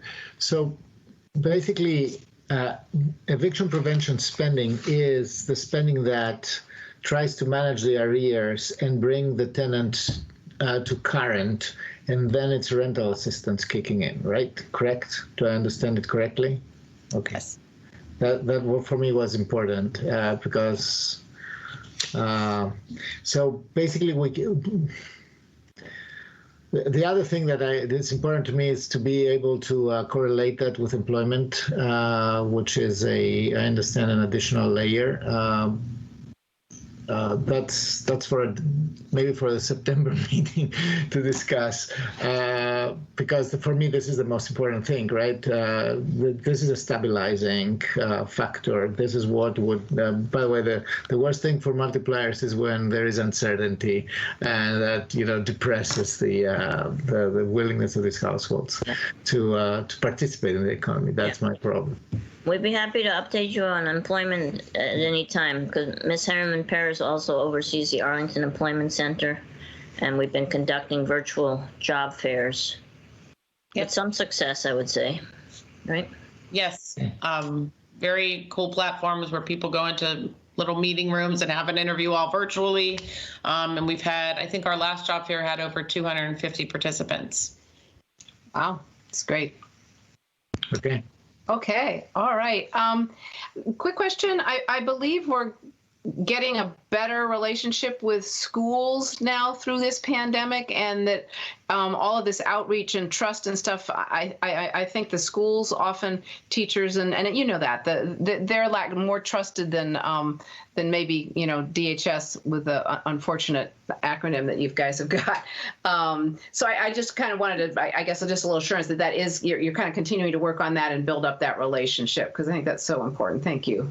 I see the head nods. Thank you very much. Yes. All right. I think we're finished here. I will just say that all of this work that we're doing, thank you, Mr. Manager and Anita and Brooke and everybody and my colleagues. This is how I sleep at night. If I thought we weren't doing things to help people eat and have a roof over their heads that need it, it would just be horrible. And this just really, so if it's all about me, this really helps a lot. Thanks for doing everything we're doing to help everybody, because that's what makes this community a great place to live and serve. Thank you so very much. Okay. All right, colleagues, I think we're ready to vote. Yeah? All in favor of the motion before us, please say aye. Ms. Crystal. Aye. All right. Mr. DeFerranti. Aye. Mr. Dorsey. Aye. Mr. Karantonis. Aye. Ms. Garvey. Aye. Motion passes 5-0. Thank you, ladies, very, very much for all the work. Look forward to more information on the pilot. Look forward to that multiplier analysis. Thank you. All right. Thank you. Bye-bye. Ms. Jacobs, I believe we have nothing more to come before the board tonight. Is that correct? Yeah, that is correct. All right, everybody. Stay well. Take care. We are adjourned. Thank you.